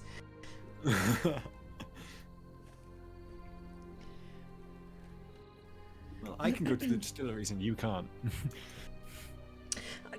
I have my own distilleries, okay? And blackjack. Yes, but they're not Scotch. Yeah, but I got absolute vodka, so I mean that's something. Oh my Yeah, but god, that's that is vodka not versus- something to brag That is about. not. That is not That's anything to vodka's brag about. That is good. absolute vodka versus literal Scotch whiskey. I mean, when you have magic hands doing like sex on the beach and stuff like that, you know. Okay, sex on the beaches are really fucking good. I will say that. There is a student bar in the middle of Edinburgh that's so cheap for it. Oh. I love them. I get drunk there so often. Question. I have a quick question. How much Yes. does Sex on the Beach cost in your places? In the student bar, you get a sex on the beach for I think it's £3.50, which is really that's really cheap. What is that like? What is it? 4 centiliters? 6 centiliters? What are we talking about? It's a full proper cup, like it's a proper glass full of it. Yeah. But yeah, this but- is a specific student Sure. deal. We get a but certain amount of it money could be off. 99% orange juice, lime juice, and like you know. No. It has a cherry. lot. It has like at least I'd say 2 or 3 shots worth of alcohol in it. That seems like a losing enterprise. Yeah, It- I would it works ask really them well. what. I would ask them what the actual centiliter of liquor is in there. Oh no, they use like the cheapest shit in the world. I think. Okay. Well, Like I it's mean- not good. It's cheap. here, the cheapest you can find is probably €9, but like most drinks nowadays is like 13. Yeah. It's expensive. Yeah, if Joe? you're going to an actual like bar and going that stuff, it is about that much. Yeah. I just go to the really cheap places because I'm broke. Yeah, I get it. Okay, are we ready to get back into it? Yeah, No. Yes. And for some Boy. books. yeah. Well, first of all, We got some books, yeah. We got the books, yeah. first of all, the teenager. We have the dead Oh, teenager. there's Yeah? the teenager. Oh, it's going to be no. wunderbar. I need another drink. Give me a sec. I don't have so many souls. Oh. The spoot. Shut your bitch ass up, yeah. God, you guys. Okay, bring you back into the moment. Dead teenager, villain's bedroom. Okay. So, you step back into Morgantha's bedroom. It is not as it used to be. There's several furniture here that are broken, tarnished, bruised, tipped over. The whole makeup station by the foot of her bed is a mess. There's like shattered containers, powder everywhere, liquid that is dripping off the table. Morgantha's bedcloths are like torn up, and like there's scorch marks in it as well on the floor.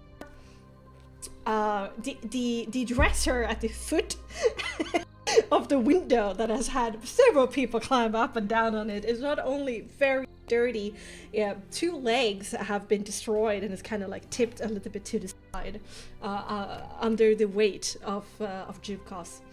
And so don't call me that. no, it's just a big humanoid, okay? And the window, of course, is very much broken, and it's just an open hole out to the outside.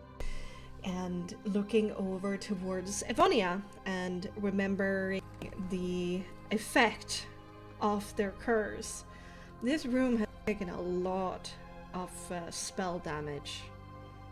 The storm sphere, the broken window, meteors exploding here and there, and it becomes evident of what has happened. And Arius completely falls quiet and loses that a little bit of that enthusiasm he had for books. Where was she? How?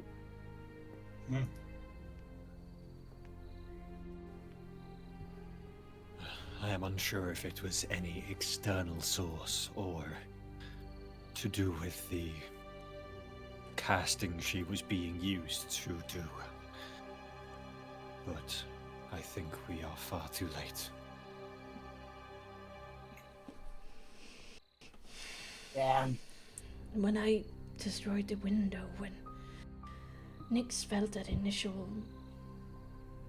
blip of Fae aspect, remember she coughed up some blood. This was us. And probably my storm Us. sphere. Your storm sphere was not anywhere near her. No, but I She was connected to the room. damaged the room, and therefore Alright. I damaged her.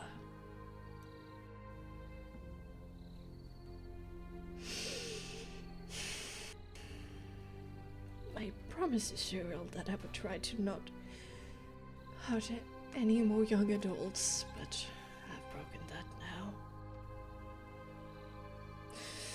I'm sorry, I was in a corner. I was very low. I was about to fall unconscious. I needed to protect myself. We did our best, Arius. It is She... not fault either. The thing that was inside her, whatever ritual she was performing, I'm going to hazard a guess that she was more far gone than any of the other children. In fact, she was close to being an adult herself. And when she came at me after I stopped her from doing that ritual, that wasn't something that was a little bit upset. That was murderous. She was ready to choke the life out of me. The other children were more about warning rather than, hey, I'll stab you too. Maybe, but we can't know for sure, not without the charm effect that they are there. Hey, Iris, it's alright. It's not really our fault. It's the hag's fault. And they have paid. We did the best we could. This is how the hags would have wanted you to feel, when in fact it was their machinations that caused this, not yours. I would try to do better next time, but okay. Yes, it's unfortunate. No matter how you look at it.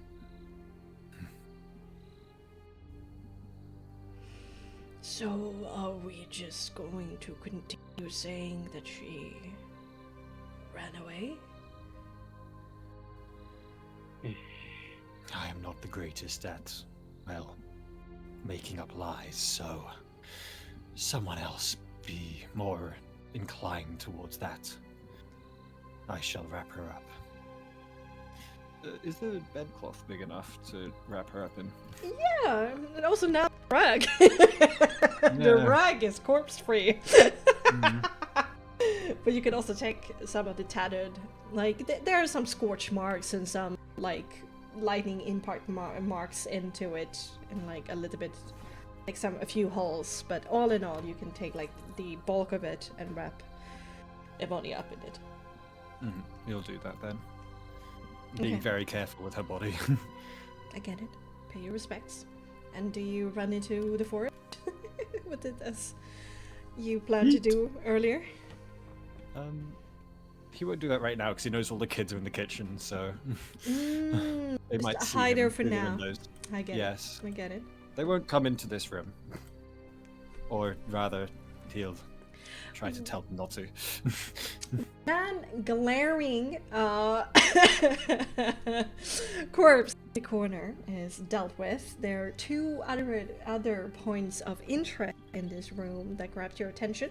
There's the caca in the corner of a live raven in a cage, and a stuffed unicorn toy on an altar on a green pillow. I'm out here. Yes. Given that you can sense everything here that is probably inanimate, I don't suppose you can feel if that unicorn over there has any enchantment on it. Do I feel something? It's not trapped. I will ritually cast Detect Magic just in case. Ooh, okay. Just in case, you know? Last thing we want is another explosion after we're all exhausted. In the meantime, Illyria goes up to Raven. Hello there, buddy. Are you just a raven? Or are you something else?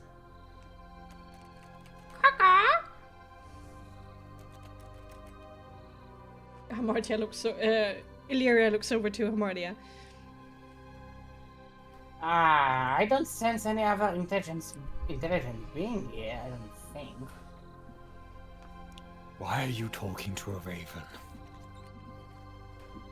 It feels like I've had this conversation a few times before. It's a story. Chipcast, it's alright. I think this buddy is just a raven. I think we should let it go. And Illyria spent time like fiddling with the lock.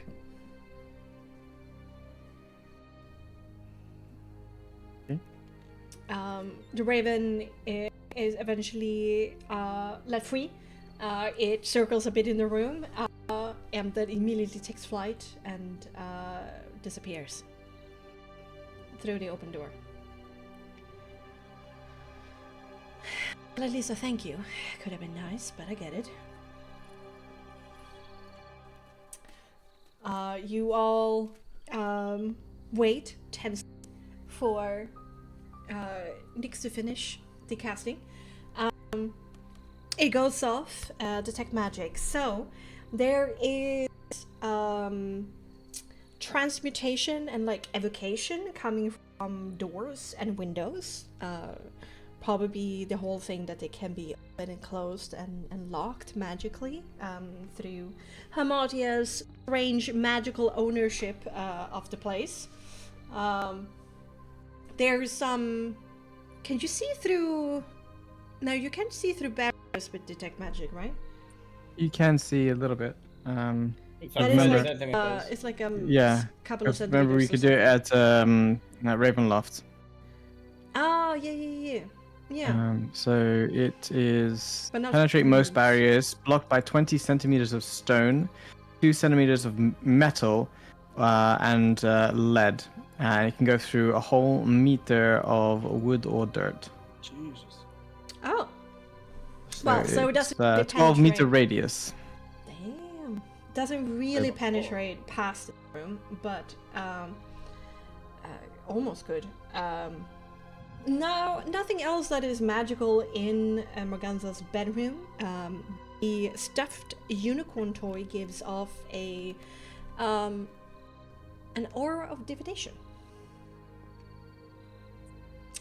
Divination. A order of divination on. And next we'll go over and pick it up.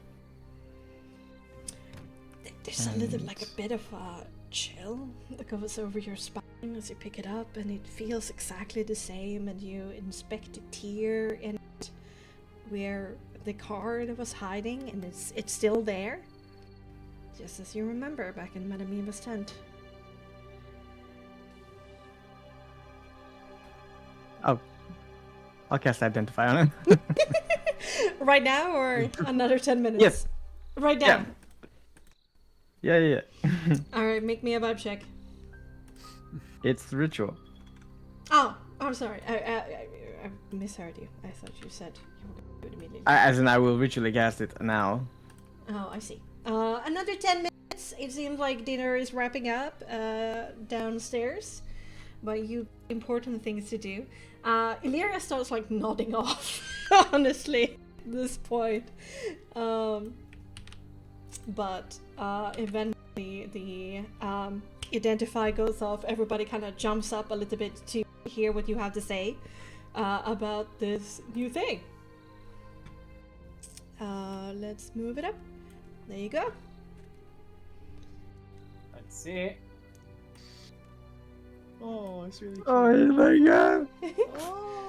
Stuffed Unicorn of Divination is a wondrous item, a known rarity. It doesn't have really a substantial weight, and was holding the stuffed unicorn once you cast a divination spell, gives you 1d4 bonus to sword checks. Can you buy it in IKEA? Yeah, let me just call up my production friend at IKEA and make Blauhouch or whatever. Blow high. Blauhai. I give it a Bye. pat and say the casting situation. You don't have any divination spells, do you? No, not at all. Divination. Like to try and see or understand things like I do. So, if you don't mind, I'll keep a hold of this one. Yes, that thing tripped me out. It's fine, take it. How big is it? Lengthwise is like 40-50 centimeters, and widthwise is like 15-20. Oh, it's a big boy. Oh, Well, kinda. I mean, it's like a something a child could snuggle with whilst they sleep, you know? Mm-mm. And like Okay, back. I will stuff head halfway into my bag, so it looks like the front legs are like over the edge of the bag, and the head is sticking out. And I give it a little pat. I say, Oh, "I'll call you Kelvin." oh stop! Shut up! Iris uses it whenever he casts Locate Object. That's the only thing that he has. It's a divination spell. I have that too, so. Yeah, then it's fine. Mhm. Alright, Weird Unicorn acquired. Yay. Up it Okay. into Nix's bag. Hamartia, you feel on this door, you have disabled the glyph trap. However, you feel that this door is set to locked. Open! The magical kind of weave across the door kind of shimmers for a second and then dissipates and disappears, and then the door creaks on its own accord. That seems a very useful ability. Yes, as I said, it is my house now. To be here once more, and to have access to all this delicious knowledge. A den of inquiry, mystery, and curiosity stands before you. The eastern and western walls are covered by floor-to-ceiling tall of white lacquered cabinets with glass inlaid doors. Behind somewhat see-through panels, you see rows upon rows of various toned books and scrolls in various presentations. A nook and a bright pink cabinet occupies the southern wall, and in the center of it all is a black lacquered wooden desk, which upon you see several items. An open notebook with a letter lying on top of it, an inkwell and a feather pen, shimmering a little bit in strange colors, the ink. A glowing yellow and red orb upon a black kind of stand, and 3 scrolls in a small pyramid pile.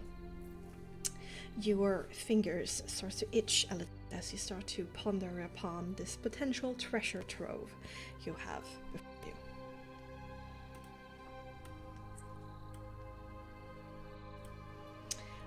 This looks interesting. Detect magic lasts for 10 minutes, right? Right. Okay. The books doesn't seem magical. There is viscosity, enchantment, and illusion coming from the stack of scrolls on the table. Divination around the orb, and illusion around the notebook and the inkwell. Yes. Oh my goodness. Yeah, I relay this. Your mother seems to be, well, as we all knew, quite the caster. Some scrolls there, perhaps some spell scrolls. Don't know. Divination on an orb and that inkwell, the book itself. There's lots to go through here, Hamatia. Yes, I suspected as much. I think you should do the honors, though, because, well, she was your mother after all. You are correct. Where do I go about this? I'll start perusing. Well, where do I go? What's the most important to you next? I got lost here. Well, those scrolls, Yes, yes. just take a quick look at them. They could just be spell scrolls, but it'd be good to know what they are. The orb, it can communicate or see something. Maybe it's a scrying orb. But the illusion, that is what intrigues me the most. Illusionists only cast illusion spells when they're trying to hide something. Maybe I can try to dispel it with the other things. You can dispel. I don't know. Maybe if it's of the house, I'm going to try and Oh, I see. try. Well, let's try anyway.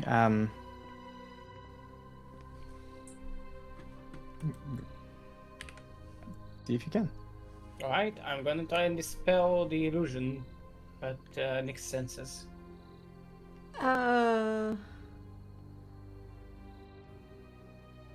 There's nothing there for you to interact with. Nope, that's not something I can touch. I guess it's not really part of the house then, so... Yeah, it makes sense. Right, well, I will do my best to try and discern it, but maybe Arius, if you could come in here and help me see if there's something I can see here? Maybe there's something... Yes, of Look at. course. I will assist. I do the heckin' in either occult or investigation or whatever you want me to do as I try and pierce through the veil of illusion. Ooh. Yes. See.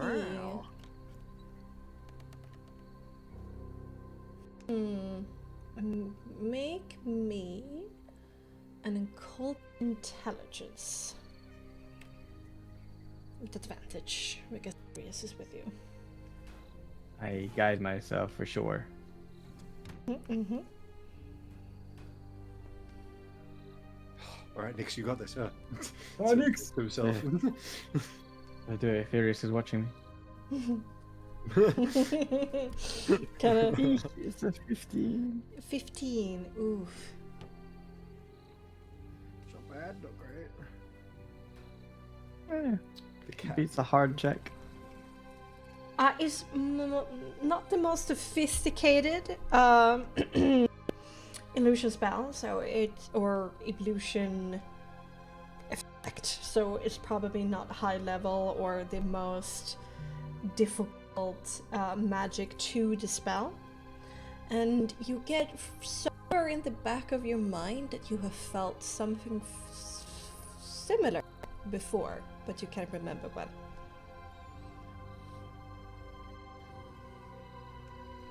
Yeah, maybe. I hear. Sorry, you cut out a little bit. You in the back of your head, you get the sense that you have encountered something similar before, but you can't remember from where or when. Not exactly quite understand it. It feels familiar, but the only illusion thing that I can remember is in Argynvostholt, when Argynvost was in a picture. The only other, well, or that or the Fyrirtolfmanna, but I must apologize. Like I can't see what you're seeing now, so it's a little bit hard. But You still have an awful lot to talk about Argynvostholt, but that's for later. sure. yes, Maybe I'll keep trying to ponder over this book. I also want to take a look at the inkwell that is magical, so maybe it correlates together? make me another occult intelligence, but she costs. With Jibcos? Oh, sorry. was gonna say, Arius, I did the sorry. same thing. You're barking at the wrong tree there. He is. I do another roll. Nat 20! Hooray! High five. They're not similar. They're exactly the same. Oh, So you deduce that it's probably this ink that is causing the illusion.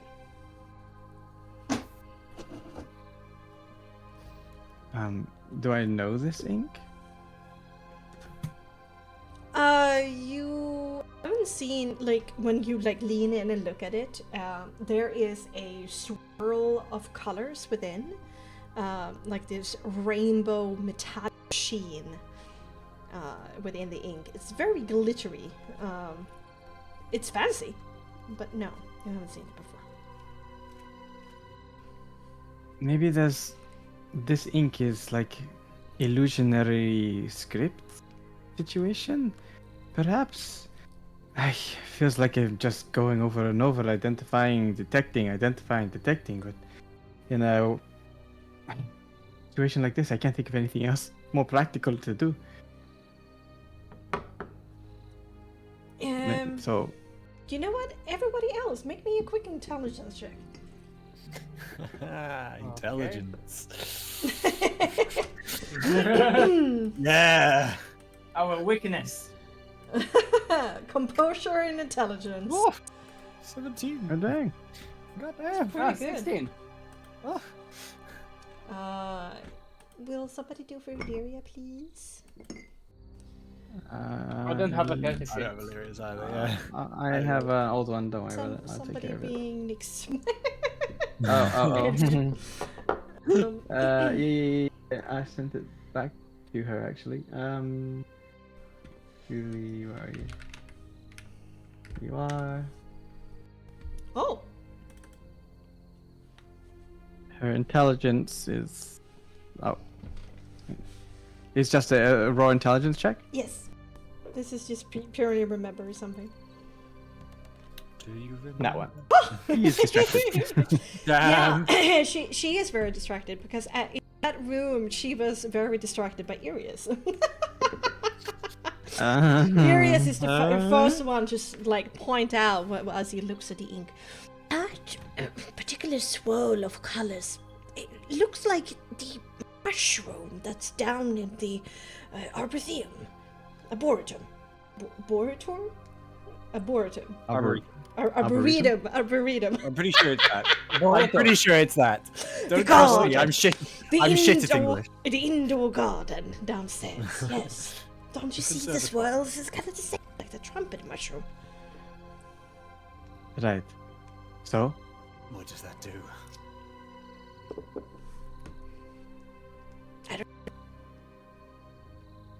Well, Nyx can remember, like, he cast the detect magic in there, and And there was. it wasn't that long ago. No.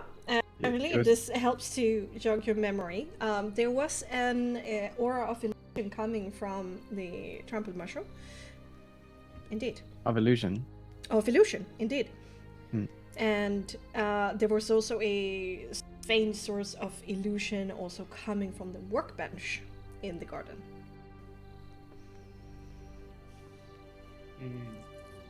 So there is a entity at work here with some distillation, perhaps, of mushroom to make it. I still don't understand why it's an illusion, though. Like, it's illusion in origin, and it's distilled from a mushroom. They are either for a distraction or to hide something, usually. If only Calvin was here. Rest in Nick, peace. Nyx holds the little arm of the unicorn. Help me! That's so fucking. It's so Holy shit. There was I also mean- some drawers here. Oh, yeah, sorry, continue.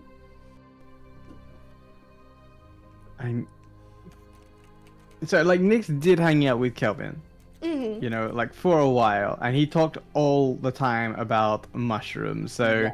So much. Okay, make me intelligence check to see if luck and memory might have soared. No, He's too it distracted. wasn't that interesting to you. It was like, yeah, sure, Calvin. Yes, it's like when you watch your significant other being super passionate about something and you just drift off, just looking. Wow. So what has Joey been yapping about recently then? I will just, like, take the inkwell pen, and I will, like, I will write with it to see what happens. On where? On what? On a page in my book. Oh, okay. It is a very beautiful kind of metallic sheen, nodes of like glitter in it, and it kind of shifts between this green, pink, and purple. And and it kind of shimmers on the page, and as it dries within a minute or two, it slowly fades from view and then becomes invisible. Oh, it's like it's invisible. To make it visible again, maybe it's heat or light, or I don't know, something else. It's a code or something. I exhale on it, like a kind of like warm up your hand situation. See if I can see it again. There's a little bit of a shimmer, and then it dissipates again. I think it's heat. Is there a candle here? Looking around, there doesn't seem to be a candle out and about. This place looks pretty neat, like things are tucked away. You can open drawers and find out. Yeah, I look for like, in a drawer. I suppose I don't have a fire. You start opening the drawers of the main desk. It is basically kind of the stately, a bit like curved animal feet, where there are doors going like the length of it on both sides of the chair. On the side of the chair, where you can open like 3 drawers on each side. There seems to be office supplies inside, but as you open the first one on the right-hand side, there is a contained explosion, fire, and then smoke. And as you shut the door, I guess, of like containing without walls. Martin disabled everything. Martha, Yeah. you didn't sense this one. Oh, that's not part of the. What's new? And Nix, as you open up the door slightly again, you see a mechanical trap set within remnants of such. Some kind of container, some kind of tinder, indeed another kind of contraption, not magical in origin. And there's just dust and charred paper within. In another drawer, however, there is a very lacquered, like nice little wooden box, which has a stamp set inside with red wax, a sigil of Morgantha, candelabra, and several candles, and as well like tools to make stamps. I put them on the desk in front of Hamatia. Guess it's your crest now. Oh, that's weird. It's Okay. a stylized badger head within a kind of thorny rose wine circle. I don't like it. Yes, I'm gonna need a new one. I don't. I'm looking for fire. We need to get some heat going, but I think well, the only one who's casted fire other than when I was a little bit, pissy is Illyria, but Oh, but the stamp set, has tinderbox and like candles. Yeah. Really? Yeah. A stamp set? Oh, to like melt wax. Yes, indeed. It's a wax stamp. Oh, okay. I'll take the. Actually, wait. I think I even freaking have a tinderbox. Riftos has one. Look through the He's used it earlier. reuse Yeah, items. I have a tinderbox already. Okay. Yeah, so. Alright. So I get a match out and I like put it closer to the book to see if it can like reveal its mushroomy scented script. Yeah. The last chair that is open on the desk, slowly kind of gently having something in between the candle and the book, the text shimmers back into view, and it seems to hold for a couple of minutes before it like shimmers back. So it's like more lasts longer than lemon juice. If you say it like that. I get it. It's Fat. what's that freaking Nicolas Cage movie? Like National Treasure? Yeah. Basically like that. I can't even remember how that movie goes. Fuck. And Lemon juice. here on the 2 last pages, you see shorthand and scribbled attempts of conducting a letter. There are several attempts of like a greeting and then like the meat of the message, and it's like rewritten and parts are striked through or it is started over again. And at the bottom of the page, the writing stops in the middle of a sentence. So perhaps she just stopped or indeed were interrupted. And you read the attempts of writing a letter addressed to Steward Rahadin. And in essence, it's a polite offer of putting a prize to Ogniana and Triska being sold as apprentices of Helga and Pascal in the castle. There is promises of more promising product in the future, and she tries to like put Pear, Irina, and other orphans in as good of a light as she can. And there's so at the end, which she struggles with a lot, is like how to word a request to the castle to make her school official and supported by Strahd himself. Making it a supported enterprise by the castle and protected as such. And she seems to struggle with the tone of making it polite enough, but also not. She doesn't want to sound weak, as also obvious through the text. Seems like your mother wanted to become an actual slaver. I vote we burn the book. I think there's more to it, though. I would like to take some time to go through as much as I can, because it's no secret that she was friendly to the Count. Yes, But she had her own objectives, no? Maybe there's Indeed. a weakness.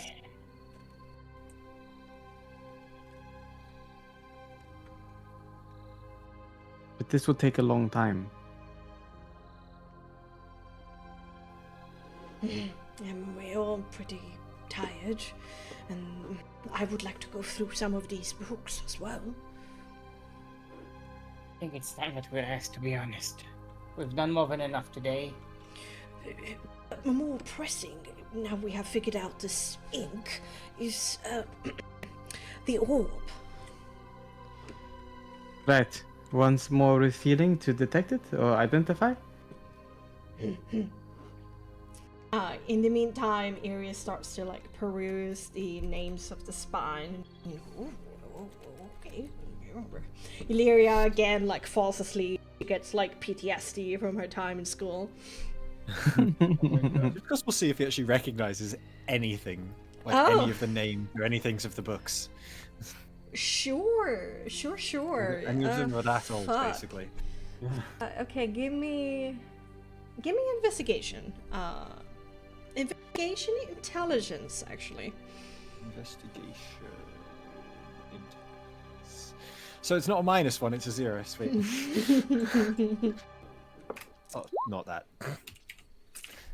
I can't type. 14. 14. There's a lot of like spines where you're like, magic shit. Fuck. Not interested back then. Not interested now.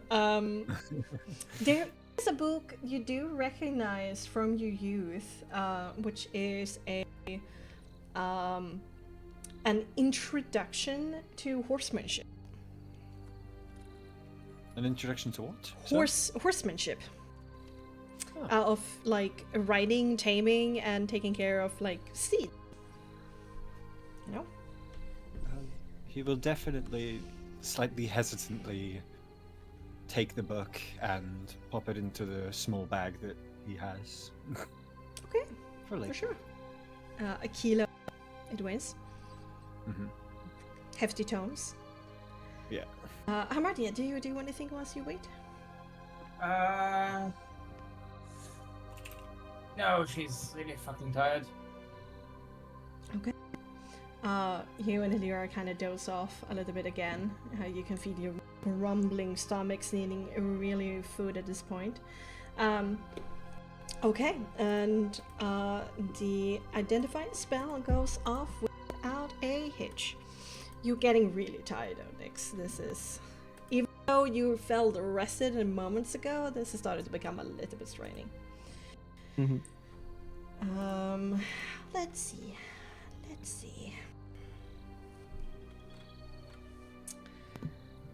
Is this one?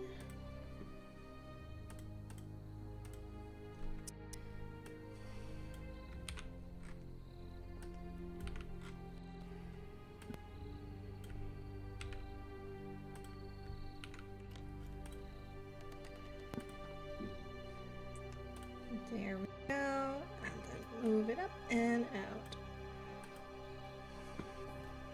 There you should have it. Its name is Orb of Detect Gravity. Oh, you didn't. It's a wondrous item. And it says, and works with by holding this orb and dropping it, you can divine if there is gravity or not, if the orb falls or not. In addition, depending upon which direction the orb falls, you reveal in which direction the center of gravity is. Oh my fucking god. This is similar to a item that I once found in a curio shop. It was called the Rock of Weather Detection. And, What does it do exactly? if you were outside and you held the rock and it was wet, then the rock told you it was raining. Oh, that's genius. Jivkos just looks really confused. Wait. But would not everything be wet? How is that magic? It's not really. It is a gimmick. A paperweight.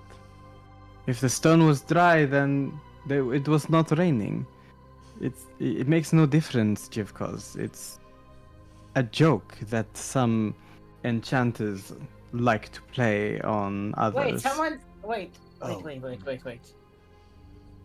Are you fucking with us? Does this have an enchantment or? I mean, of sorts. It has a physiological... No, not physiological. What's it called? Physical? No, not physical. How does this work with this word? The thing with, actions. If I push it, it's moving. Anyway, it's not really enchanted.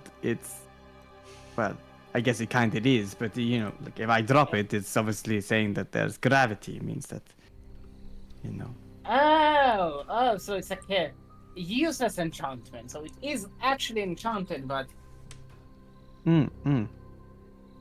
Why the like an umbrella of casting rain underneath it. It's completely useless.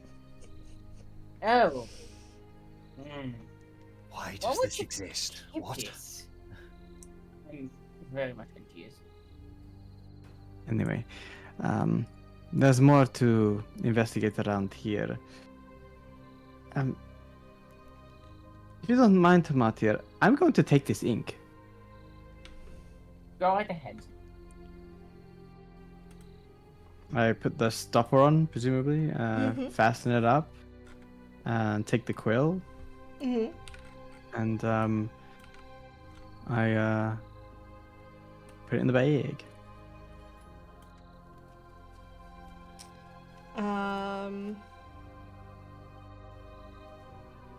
Yes, for sure, and it's actually a ready-made item. Okay.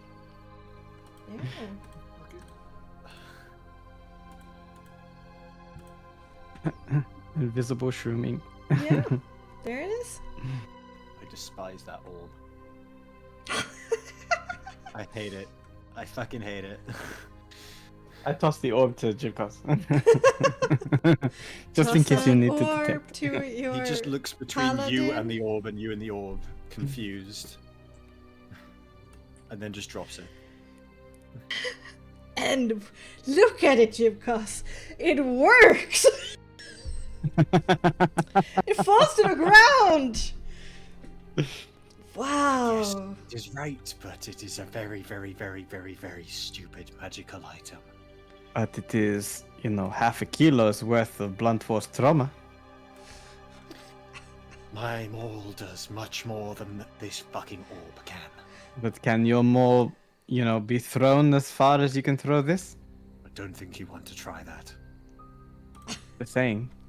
You might be able to crush someone's skull with it in a pinch. Detect that gravity. I He just actually chuckles at that fucking joke. He actually...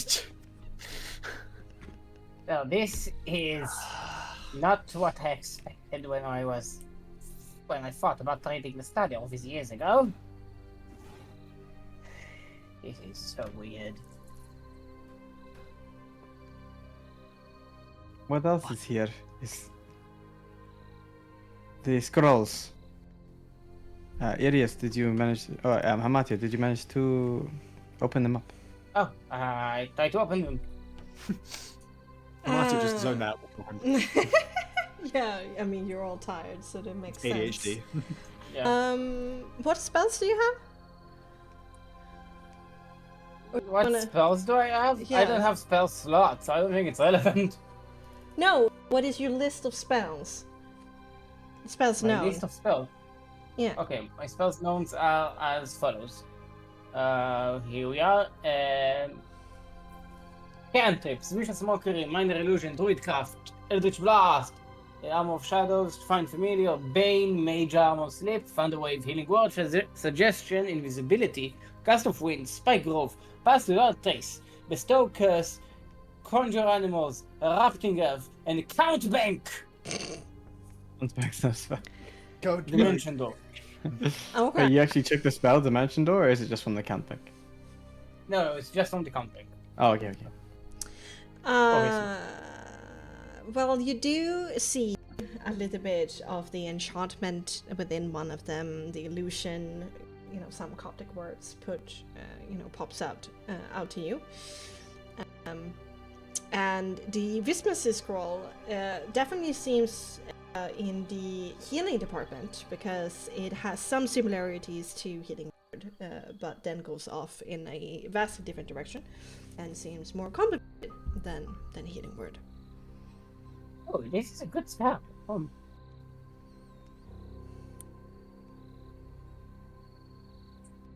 Good.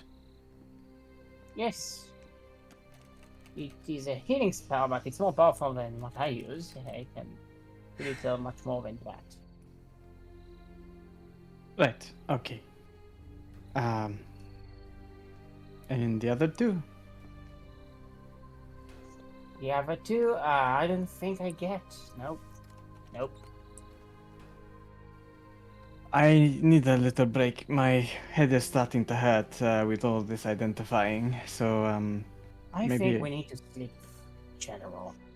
Yes, please. This is all. We Food have and dinner. sleep. We haven't really eaten. We were too busy. Where do we even want to sleep in this place? Like, I don't want to sleep in any of their rooms. Well, they have good rooms.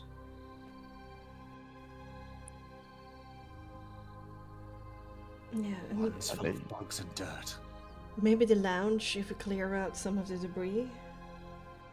There were plenty of makeshift beds. We just like throw them all together, one big sleepover. Downstairs hallway. Not the hallway. That's a little drafty. At least one of the lounge rooms.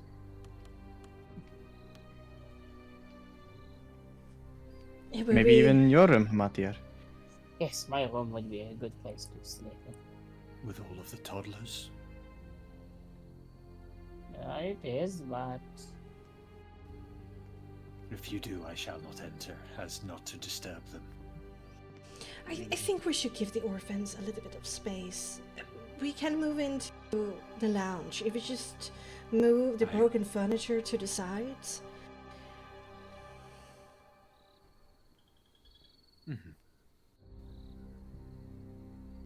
We can, it had carpet, so I guess that's soft.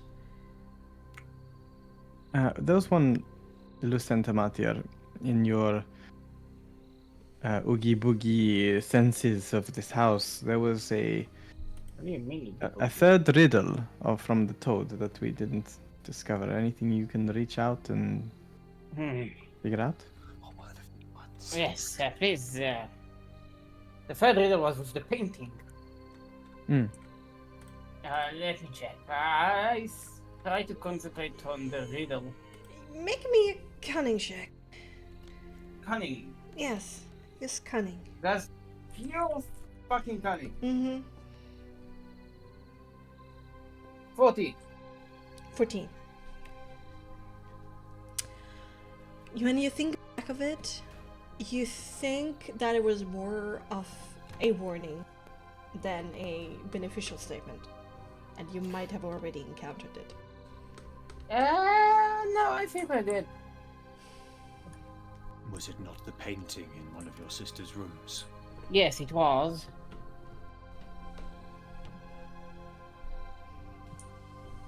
Let's get the kids together, have a bite to eat, figure out our next move.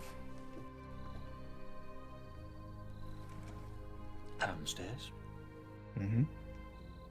But The kids have found themselves like a sleeping arrangement in the hallway downstairs, as well as the lounge in the just before the game room, and then in Harmartia's room. So they kind of already have like a place to sleep.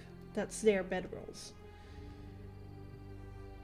And won't fit all of them inside of the lounge up here. And Illyria and Irius is kind of against them sleeping because both of them fear that Jivkos will unsettle them during their sleep.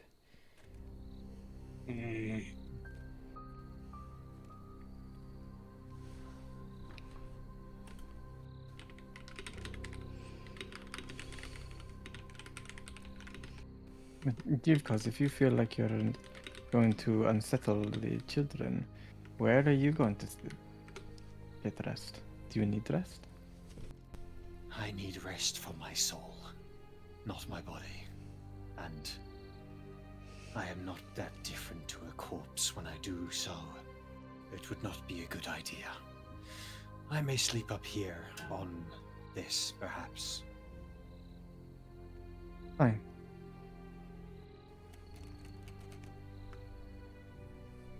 I'll keep you company for a bit. There's some more books here, and everyone else is much more exhausted than I after drinking that potion, so maybe I can discover one thing or I don't know. I did find a book that I wish to read through as well a little. Been a while. I think I need to go to see what's going on with the little ones. I will assist as long as I can, then. Oh, I really need some sleep. Yeah, did Some take of a the bit of children bruising. I went down there as well as areas, so I need some sleep. Let's go and make sure that they're okay and then get some shut-eye.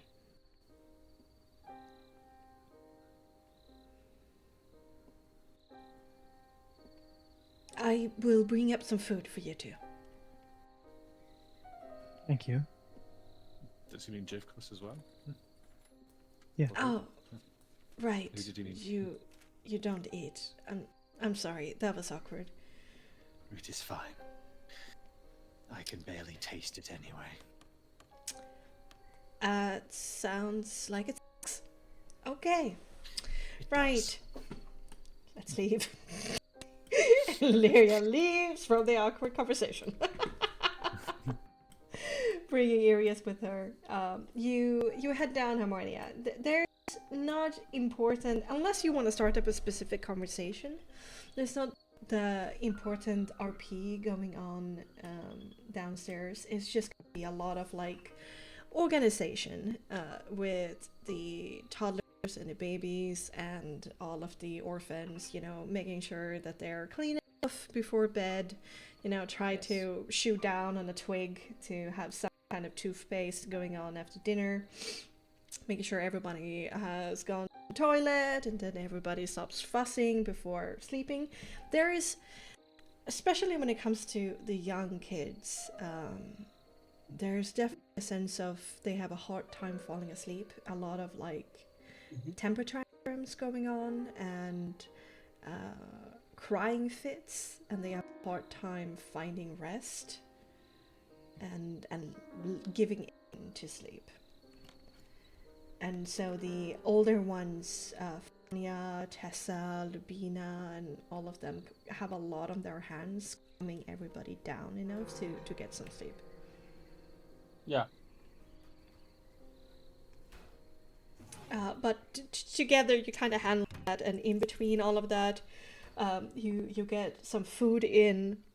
Illyria delivers food to Nyx with a peck on the cheek, and then disappears with the children downstairs again to keep an eye on them. And eventually both Arias and Illyria goes like, they just shut down. They just fall asleep from all the exhaustion after most of the kids have calmed down enough to fall asleep as well. And after eating Nyx and taking some time looking at the books, gathering your minds, and Jivkos, you start reading about horsemanship. There's this silence that stretches out between the two of you. Then feels like it builds in tension, like something needs to be said.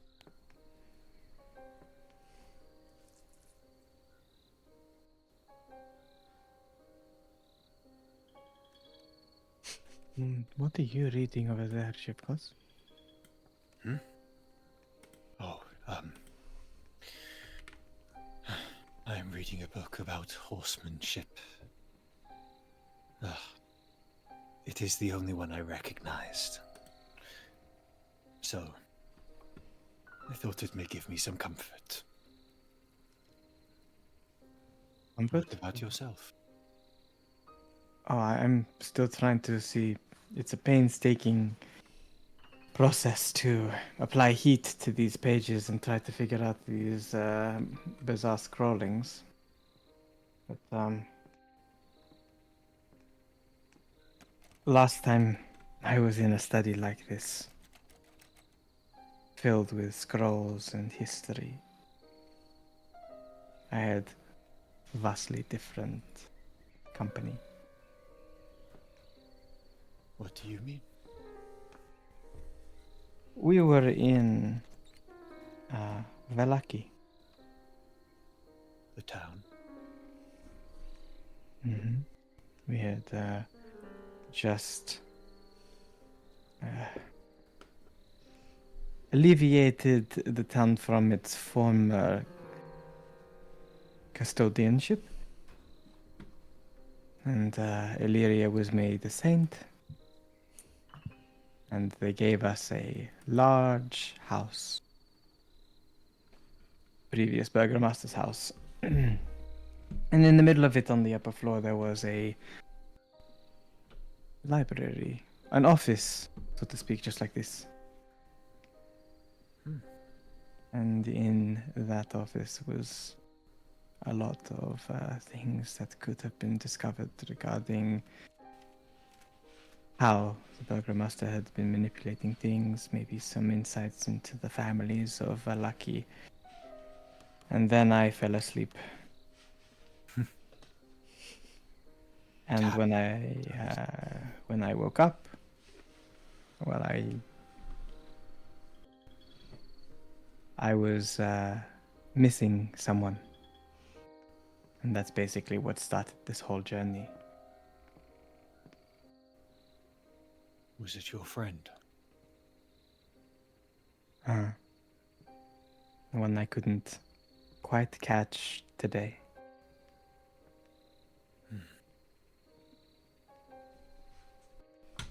I'm sorry that you could not get, well, the release of your friend in that way, but he will not be able to escape either yet. That I'm is aware. something we shall change. The fact that he is not captive anymore is at least something. But I feel like his release, well, it's been a really long time coming. I made a lot of poor decisions from then until now. I put Hamatir under a deal where after killing her family, I would kill her too. She was not complicit in the murder of my friend, but present. And she was the one that informed me of who had murdered him. She did it in a way that almost sounded like gloating. And I took it out on her.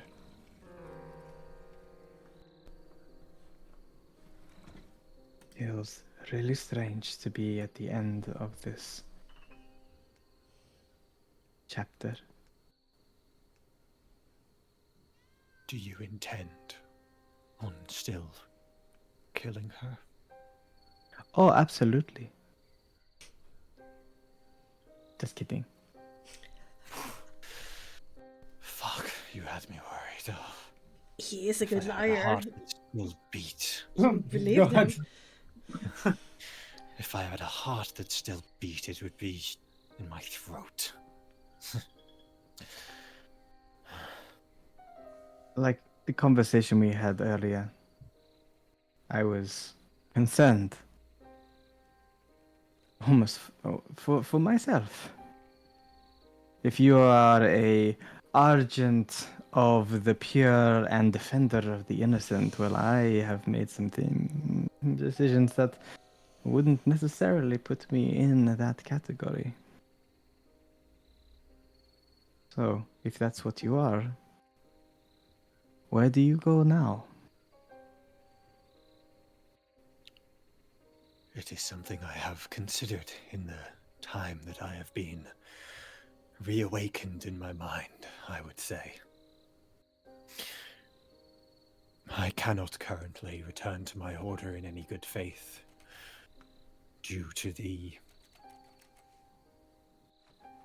disgusting nature it is now. It is not what I swore my life and my soul to. And my friends and family there are not who I swore to protect and stand by, but I will not give up on them. I wish to reclaim my order's pride and purpose. Hopefully free them in some way from the cloud that is over them, the mist, if I may say. And free the people of Barovia from Count Strahd. That is what I intend. And I will not stop, no matter how many times I am felled and resurrect. I will never stop. What is your intention? Just ambiguous words there. I mean, any goals? You've had a long time to think. Kill Strahd. Eliminate his current vampire court who wish to keep Barovia in these mists and under such a disgusting dictatorship. Is that all? That is just part. I am unsure of how much you wish to know, as there are far too many words for me to speak for the amount of, I think, consciousness you have. I can see the tired in your eyes. I'm Even fine. with that potion. Nix thinks for a minute, and then he's gonna dig into the mini bag of holding, and he's gonna pull out a scroll, and he's gonna walk over to Jivkaz, who's lying there reading with a book, and he's going to hand it to him. This is a very special scroll. I've been carrying it around in this bag because it was given to me by another friend who is also no longer with us. Still alive, but just not here.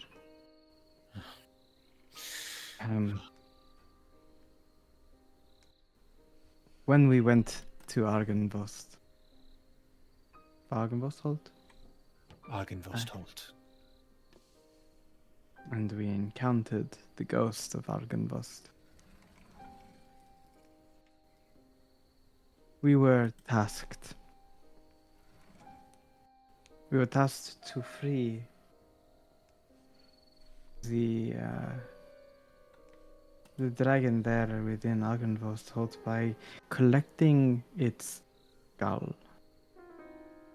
And to do so, because it's a very, very big skull, this scroll will allow you to absorb it, carry it. Not quite sure. Magic's a little fucky. But for lack of a better term, allow us to grab this skull and return it to Argenvost. And in doing so, if we were to place it in, I think, the central tower, I can't quite recall the details, that might be what you're looking for, Jivkos. Which is a goal of yours to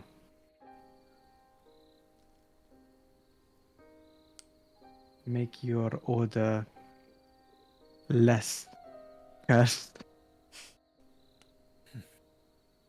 That thing that you're holding, that scroll, that's your mission.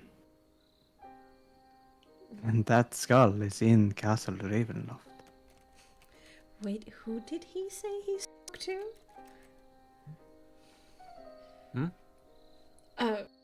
That's what you think. He kind of insinuated that he spoke to Argenvost at the beginning of that monologue.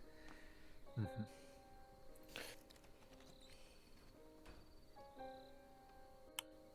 What did he say? Give us a history lesson. After I finished screaming.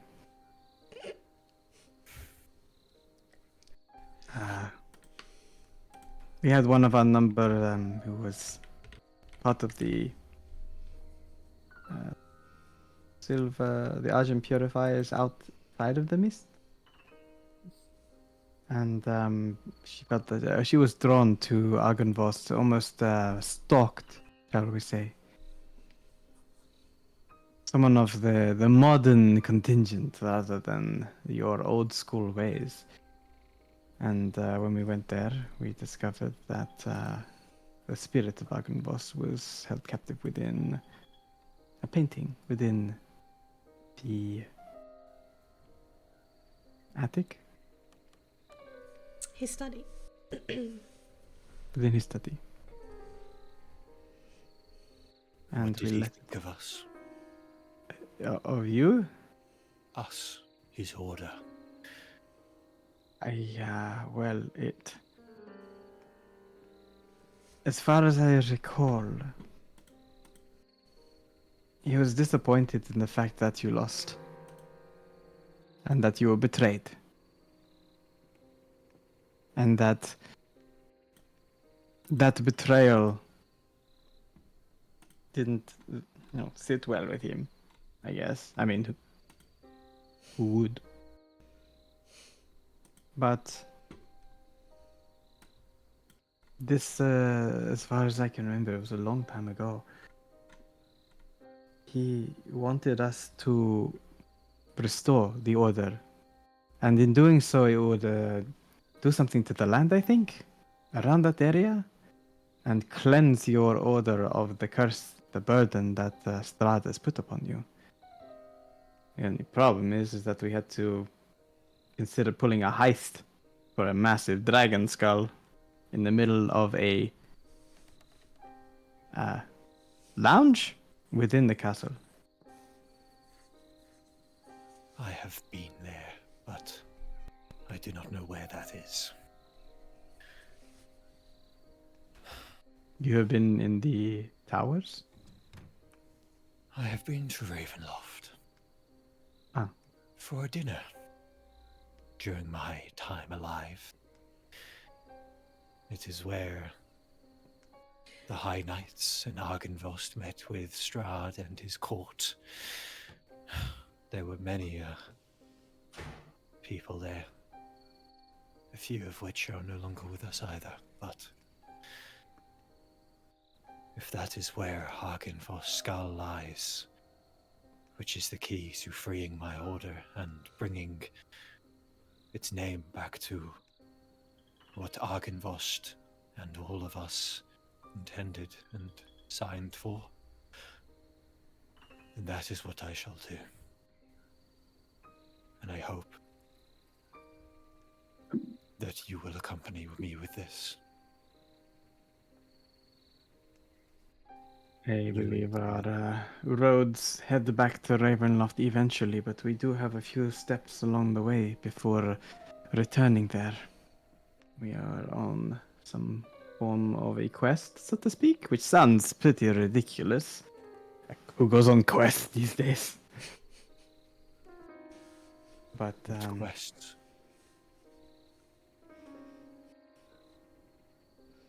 we have learned from my maternal carer, Madam Eva, of a prophecy. There's a flicker of recognition on his face at the name. Madam Eva.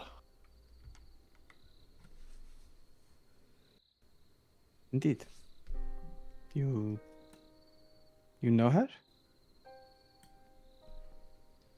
I think I have only met her once, but she seemed to be the right-hand woman of Strahd at our dinner with him.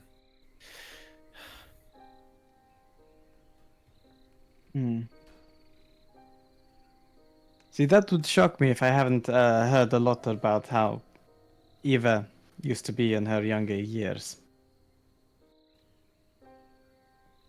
She played both sides of the coin.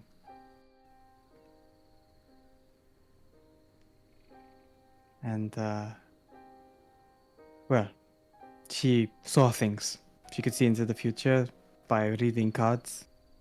You know, the whole Vistani fortune teller shtick, but she was the legit. And, well, she pointed us into a few directions to dig up discover, unearth some artifacts, including that sun sword that Illyria carries, that you so fervently tried to take from her, saying that it was of your master's sword. I did not take. No. I asked where she got it. You're a big boy, Jivkos. When you ask, it kind of sounds like you demand. Just saying. My apologies. My complexion is not as it used to be, and my vocal cords are destroyed. Uh-huh. So your voice didn't always sound like this. It was pleasant, like you just swallowed a mouthful of honey.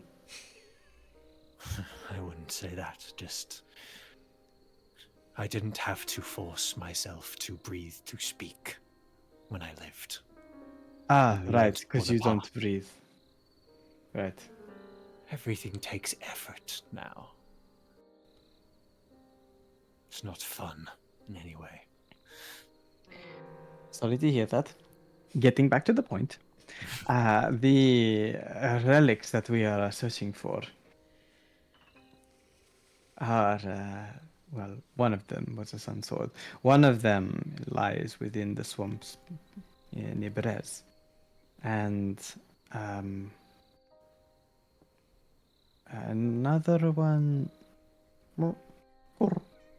Meta pigeon.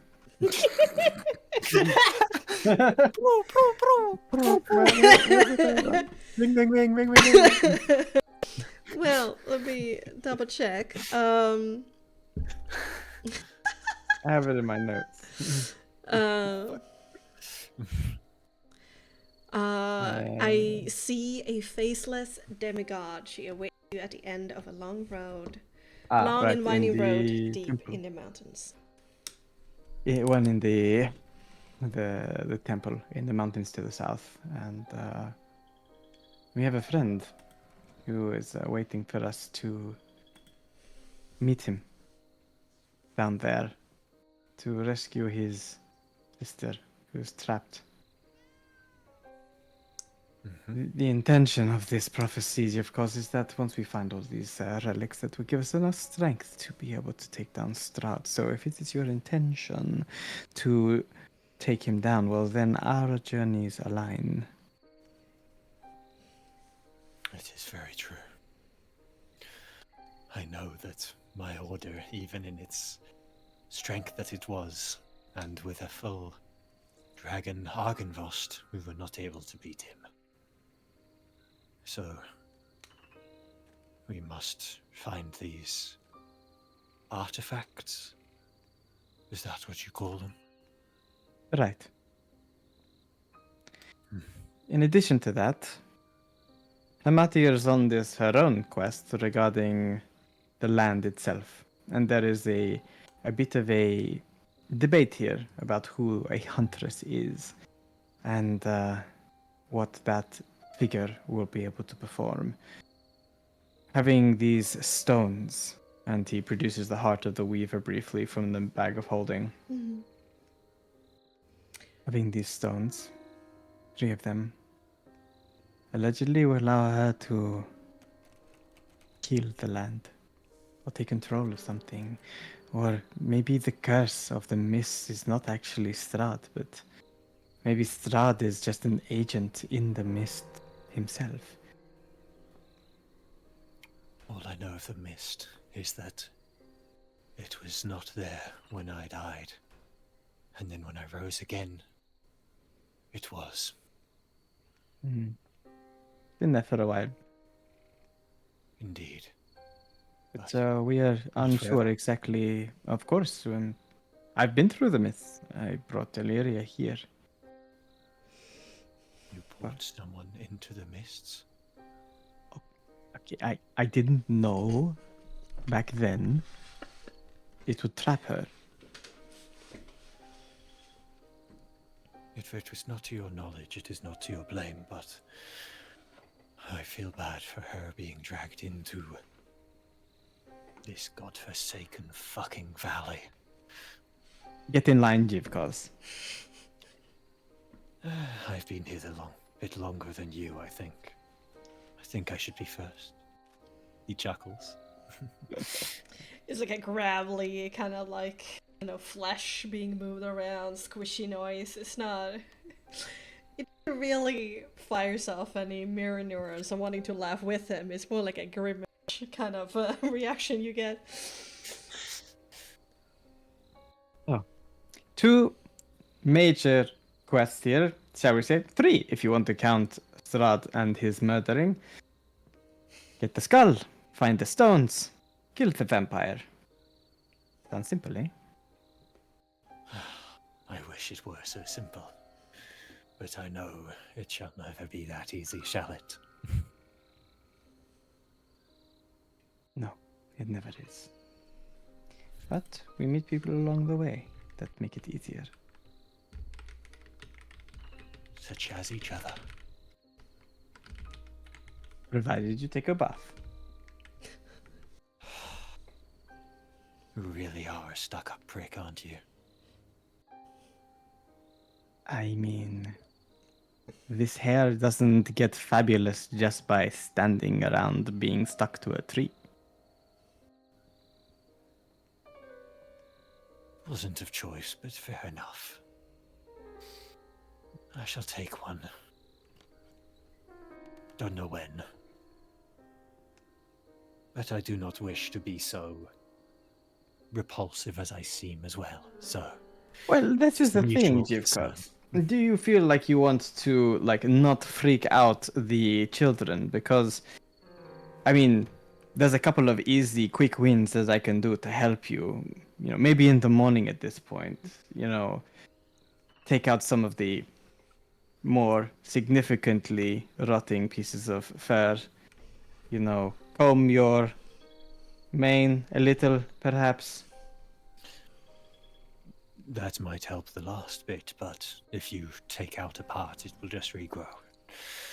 My body does not fully fix itself, as you can see From the scars and sort of half-open wounds he has across him. It merely has an image of a half-rotted body and keeps on building that. Yes. Nick wrinkles up his nose as he looks closer at it. It's like, I can see the maggots. I don't think there'd be maggots. It's not that bad. Holy No, shit! it's not that bad. Look, just because you're a rotting corpse with hooves does not mean that you can't smell nicer. I will do my best to try and find something around here. I mean, perfumeries, it's a lady's house. There must be something around here. Maybe we can give you a bit of a glow up before you see the children again. Maybe they won't, scream next time. A smile reappears on his face. I would actually greatly appreciate that. I do not like how disrepair everything around me seems to have become.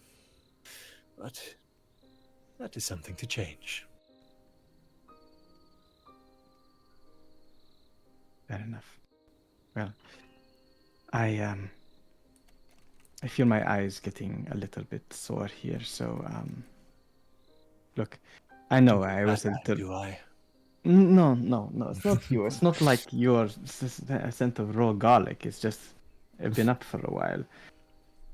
Look, I know we got off on a little bit of a rocky footing. I was kind of going through some shit, and this whole taking vengeance on Hamatia's family is quite cathartic. It was no easy feat for anyone. Especially you who had a connection to them in one way or another. Sweet of you to say. Still.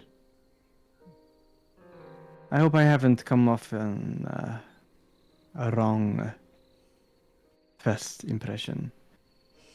Or at least one that cannot be too repaired. You saved a child in something that would cost you resources that may have been more useful later,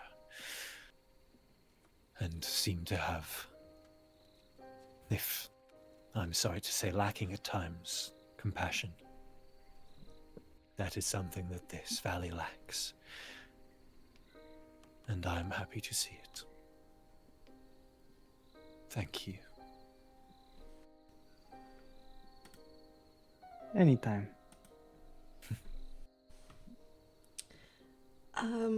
Nix, there are some sounds coming from the kitchen. It kind of helps with the window being broken and all, but there is activity, quite a lot going on downstairs, and it's very faint, and you don't recognize it at first for what it is. But during your conversation with Jivkos, it becomes more and more important to you that, yeah, there's something happening in the kitchen right now. You hear Oh, that? I'm in the kitchen. Oh, No, you got to bed. Mm-hmm. you're sleepy. You're sleeping. Oh, I thought. Wait, we already ate. Yes. Yes, this is like 2 hours afterwards, right? Oh, I see. Yes. Yes. You hear that, Chicos? Someone's up. Does he hear anything? Make me a perception intelligence. I need to, at some point, actually remember what those stats are off the top of the head. Okay. I just make macros to be fancy. 7. No. Nix doesn't wait for Jivkos. He's going to wander downstairs. No explanation. All right. He'll put his book back into the bag and follow him down.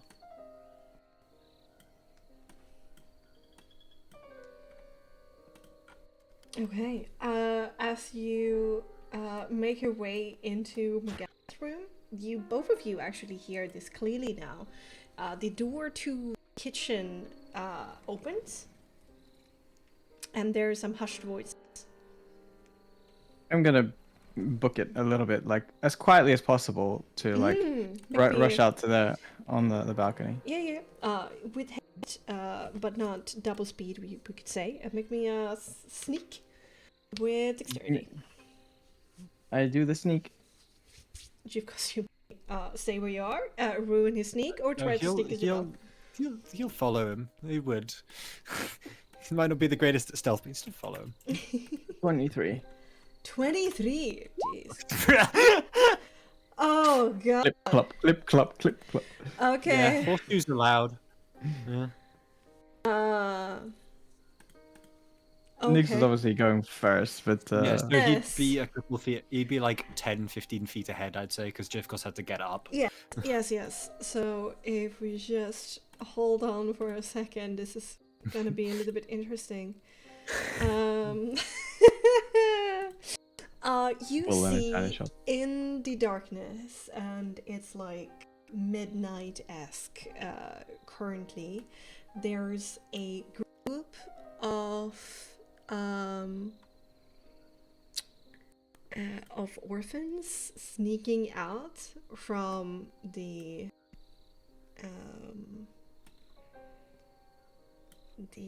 kitchen door, and they have supplies with them and like backpacks and stuff like that. I lean over and I call down to them. I say, "Going for a stroll?"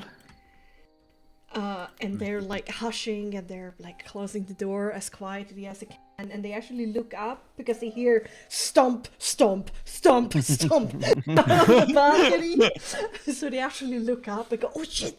And then they, you say that, and they all look up, and they all kind of like back away a little bit from you, as you do.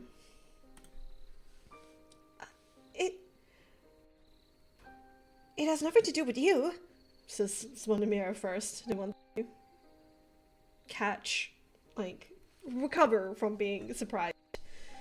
And Miros, the little kid that shot at you, she was, is asleep, and it kind of like bundled up behind, over Delian's back, and is like his head is on his shoulder. Let us go. You said we were free to go.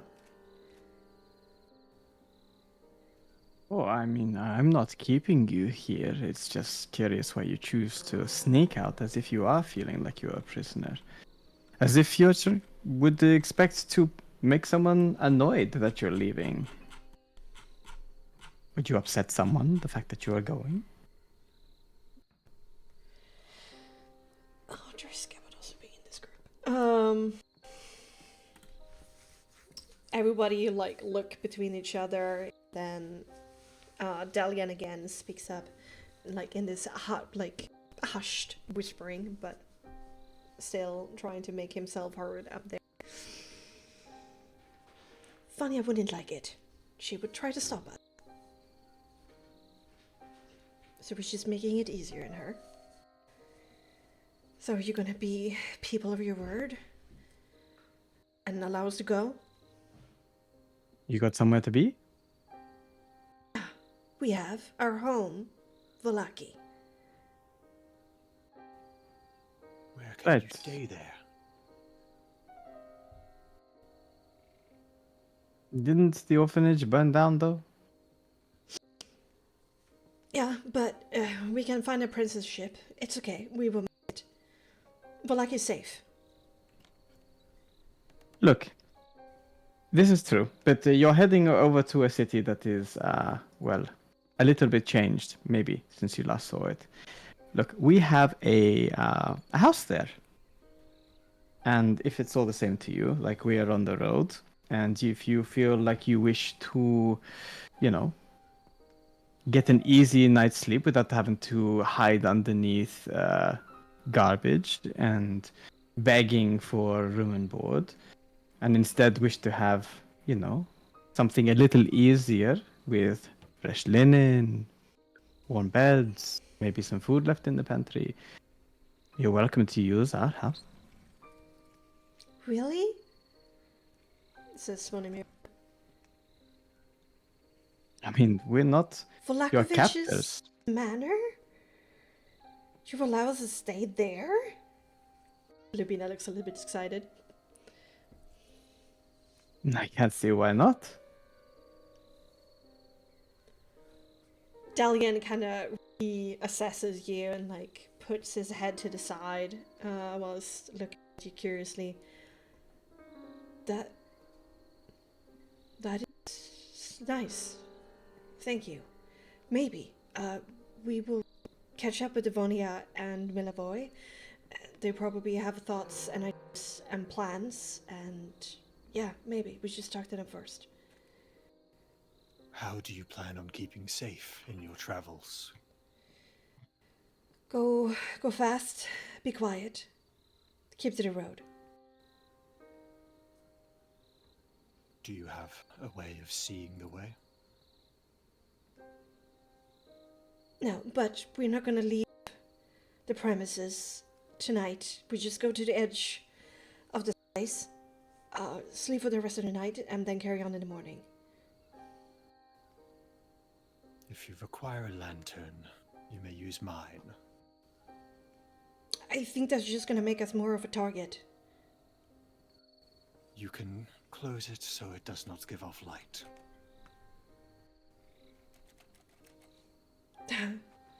And you would give this to us? Just like that? Again, we're not your captives.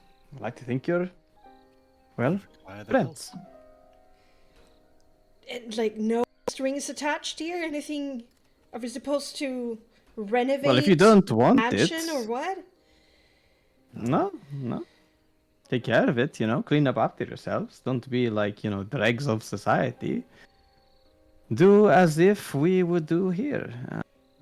Come and go as you please. If you feel lonely, come on back. No hard feelings.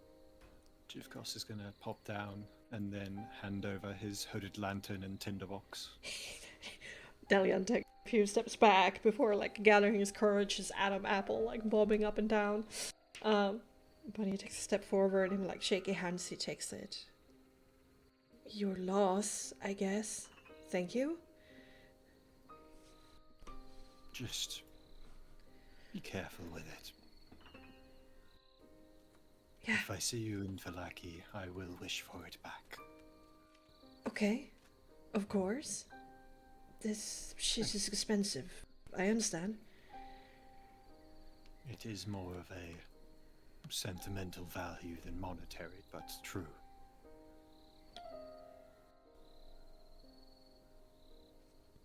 Okay, we're gonna go now.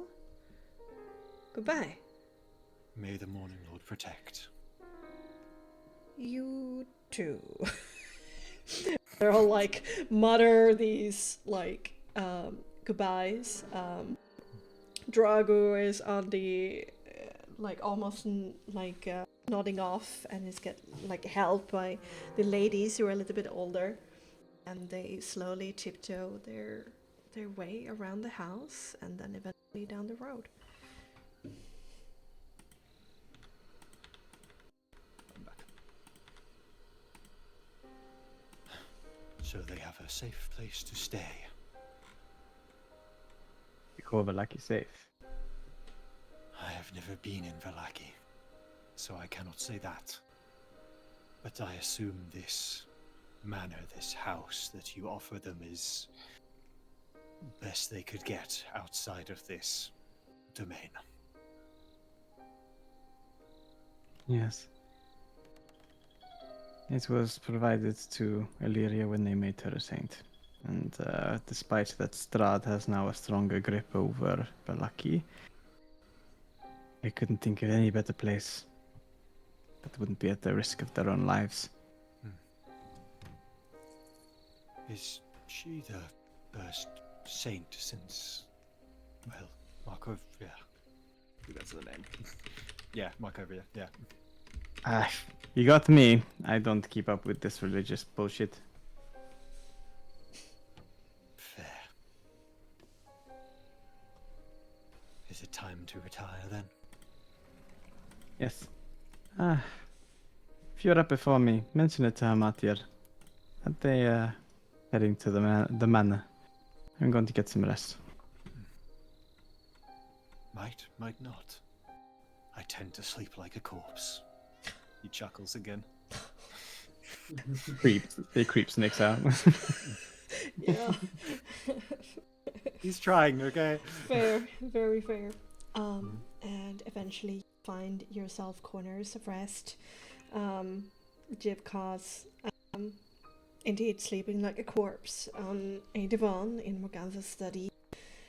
Nyx finding Illyria sleeping bad and kinda cuddling up to her to join her in the blissful oblivion of sleep.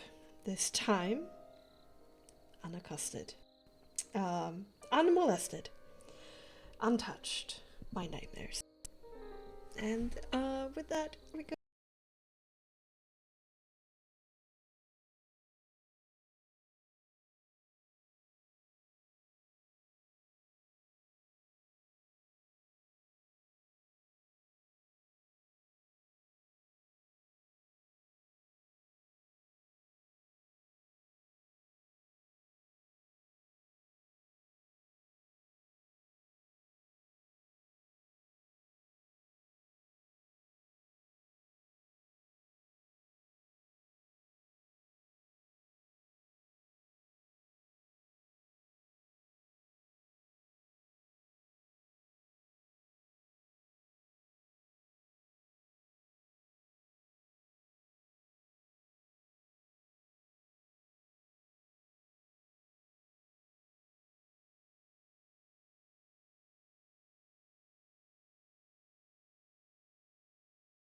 Going to end tonight's episode of Charismatic Canine. Yay!